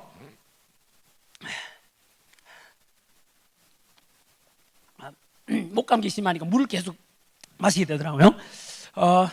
뭐냐면은 제가 원래 성공과 그 다음에 바다에 떨어졌을 때 극복하는 거 기업이나 대학교 강연 부산 때도 제가 왔었습니다. 이래 하고요. 그 다음에는 행복에 대한 이야기를 KBS 아침마당에 해달라 하더라고요. 그거는 이제 연세 드신 분들께도 필요하고요. 뭐냐면은 지금 대한민국이 역사적으로 볼 때 이만큼 풍요로운 시대가 없었어요. 근데 지금 우리나라가 되게 우울하거든요. 우울증 비율이 세계 OECD 국가 중에 1등이에요. 그래서 청년들은 지금 헬조선, 지옥조선 이래가지고 지금 더 힘들어 하거든요. 그래서 제가 이럴 때 왜 그럴까? 왜 이렇게 먹고 살기 풍요로워지는데 사람들은 자꾸 우울할까? 첫 번째 생각해 보니까 이거였어요. 제 친구 정식관 원장도 똑같은 이야기 하더라고요. 뭐냐면은 사람들이 왜 이렇게 힘든가 하면은 원래 행복을 위해서는 첫 번째 필요한 게 뭐죠? 건강입니다. 건강이 뭐 행복의 90% 이상입니다. 사실은 몸 아프면 행복이 어디 있겠습니까? 돈이 아무리 많더라도. 두 번째는 뭐겠습니까? 경제적인 안정이 또 큽니다. 사실은. 그 다음에 이제 그 다음부터는 그러면 경제적 안정되고 건강도 한데도 불행하고 우울하잖아요. 그 이유가 뭐냐 하면은 사람들이 있는 것에 감사할 줄 모르고 없는 것만 자꾸 불평하기 때문이에요.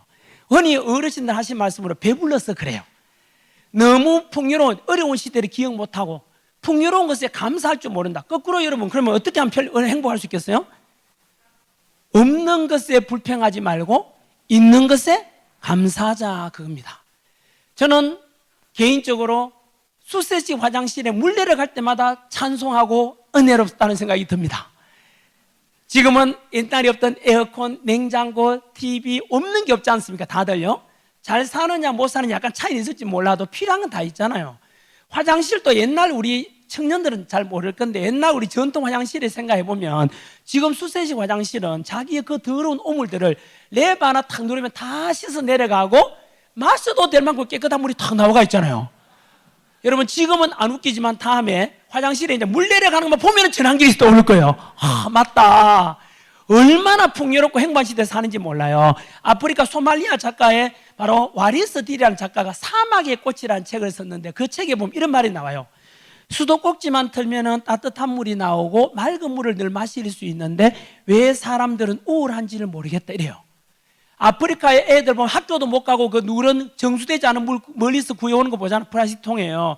근데 지금은 너무나 이렇게 풍요로운 시대에 살면서도 불행한 것은 바로 감사하는 것이 습관이 안 돼 있기 때문이고, 우리는 믿음의 사람이니까 성경 말씀에 나오는 말씀이자 제 인생 10계명 중 8번째 데살로니가 전서 말씀 한번 보여주십시오. 이게 습관화돼야 됩니다. 5장 16, 17, 18입니다. 항상 기뻐하라, 쉬지 말고 기도하라, 범사에 감사하라.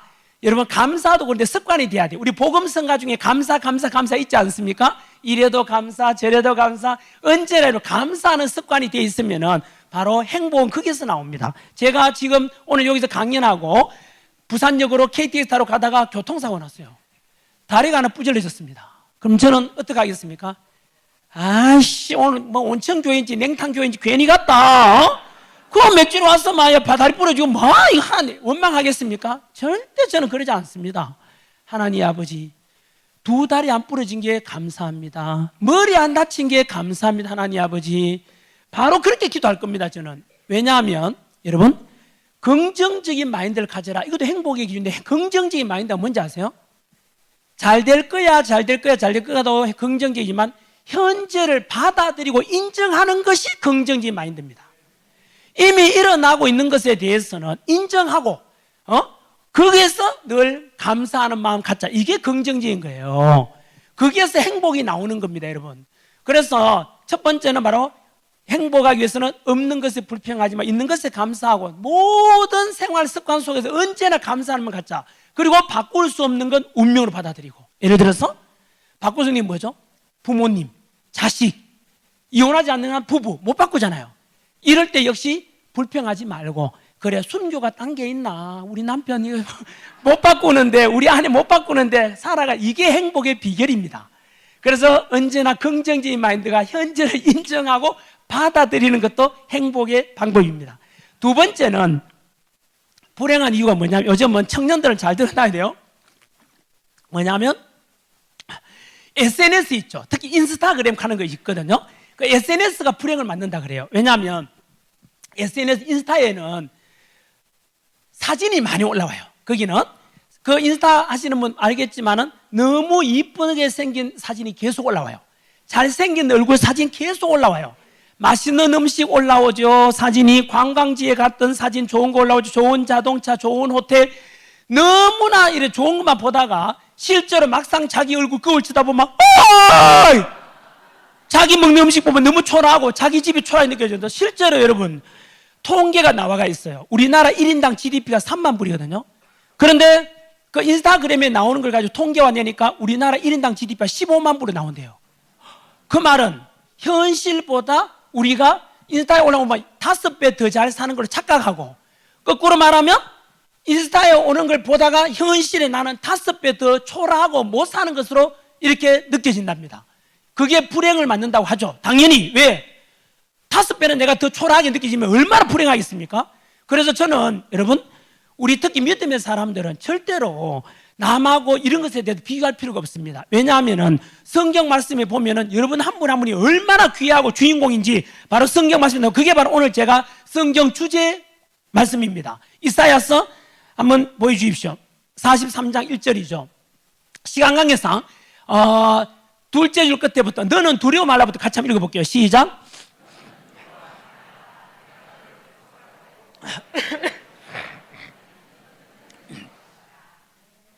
이 말씀 청년들은 꼭 내가 메모하라 그랬죠?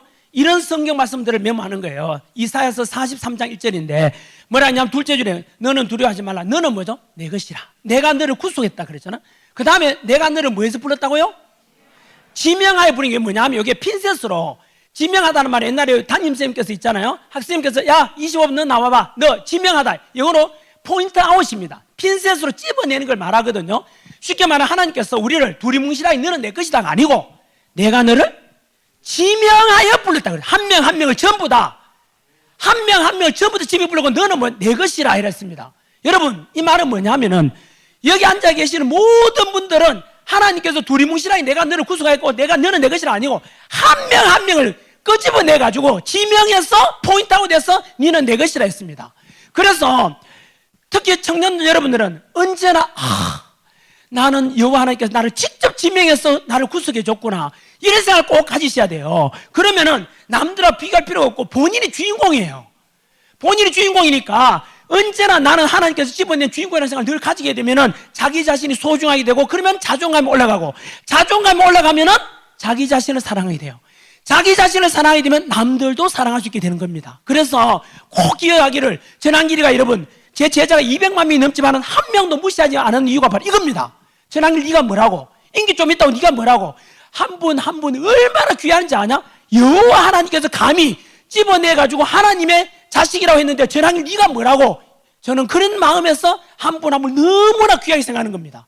모두 여러분들이 주인공의 생각을 가지고 절대 남하고 비교해서 스스로를 절대 열등하게 이렇게 생각할 필요가 없습니다. 한 분 한 분이 다 언제나 하나님께 나를 구속해 주셨구나, 하나님께 나를 지명해서 불렀다는 걸 꼭 기억하시고 그렇게 해주시기 바라고, 그 다음에 마지막으로 제가 수능 강사할 때 가끔 학생들한테 손 들어봐라 그래요. 자, 절에 다니는 사람 들어봐라. 알라. 자, 이슬람 손 들어봐라.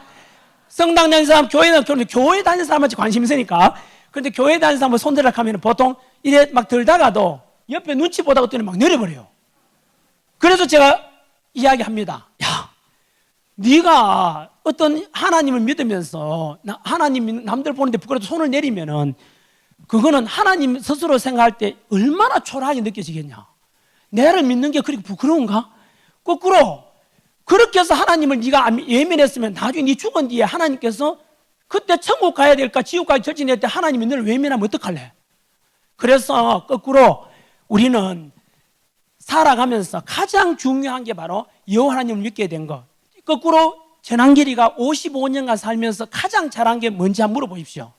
지난주에 저희 아내가 생일이어서 가족끼리 식사할 때도 똑같은 이야기 했습니다. 우리 아들 하나 딸 하나한테 뭐라 했냐면, 너 잘 들어라. 아빠 엄마가 너희들한테 물려줄 수 있는 가장 큰 유산, 가장 큰 재산이 뭔지 아냐? 바로 너희들은 엄마 아버지 믿음의 집안에, 예수 믿는 집안에서 모태신앙으로 태어나서 여호와 하나님 믿는, 예수 믿는 이 신앙을 물려주는 것이 가장 큰 위대한 자산이라는 걸 기억해라라고 했습니다.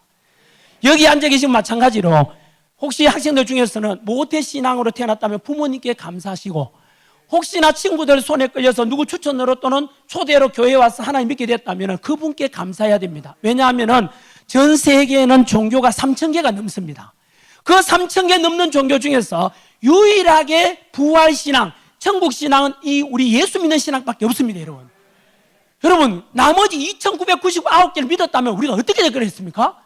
그래서 우리는 진짜로 여호와 하나님 이 예수 믿는 신앙을 가지게 된 것은 세상 가장 잘한 것이라고 자부심을 가져야 됩니다.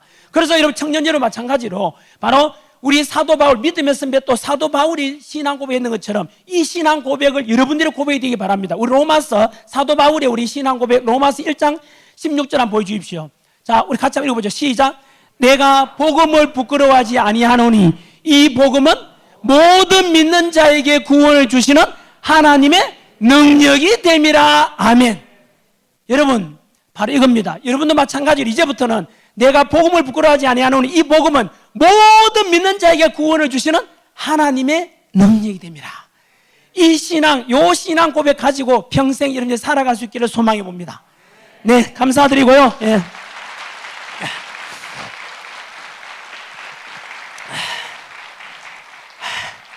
예, 간단히 기도 한번 드리고 마치도록 하겠습니다. 하나님 아버지, 이 귀한 주일에 우리 같이 온천교회에 모여서 부족한 제 이야기 듣고, 하지만 제 이야기 아니라 하나님의 말씀으로 듣고 또 이 돌아가는 우리 모든 성도들에게 빈손이 아니라 이 말씀, 여호와 하나님 말씀 믿고 꼭 잡고 살아갈 수 있는 모든 분들 되게 주님께 인도하여 주시옵소서. 오늘 드린 말씀 중에서 우리가 살아가는 동안에 언제나 바다에 떨어질 때는 다른 곳에 의지하지 않고 언제나 스스로를 타락시키지 않고 가정을 지키며 부모님께 늘 효도하는 마음 갖게 하시고 덧붙여서 언제나 신앙의 절기를 지키는 그런 우리 믿음의 성도들이 다 되게 도와주시옵소서. 어려울 때도 언제나 무릎 꿇고 하나님께서는 언제나 오르십니다. 우리는 하나님 왜 이러시가 물을 때도 있지만 하나님은 언제나 오르시고 언제나 올바른 대로 이끄십니다. 그 여호와 하나님 말씀 믿고 살아갈 수 있는 저희들 되게 하옵소서. 감사드렸고 좋으신 예수님의 이름으로 기도드립니다. 아멘. 감사드립니다.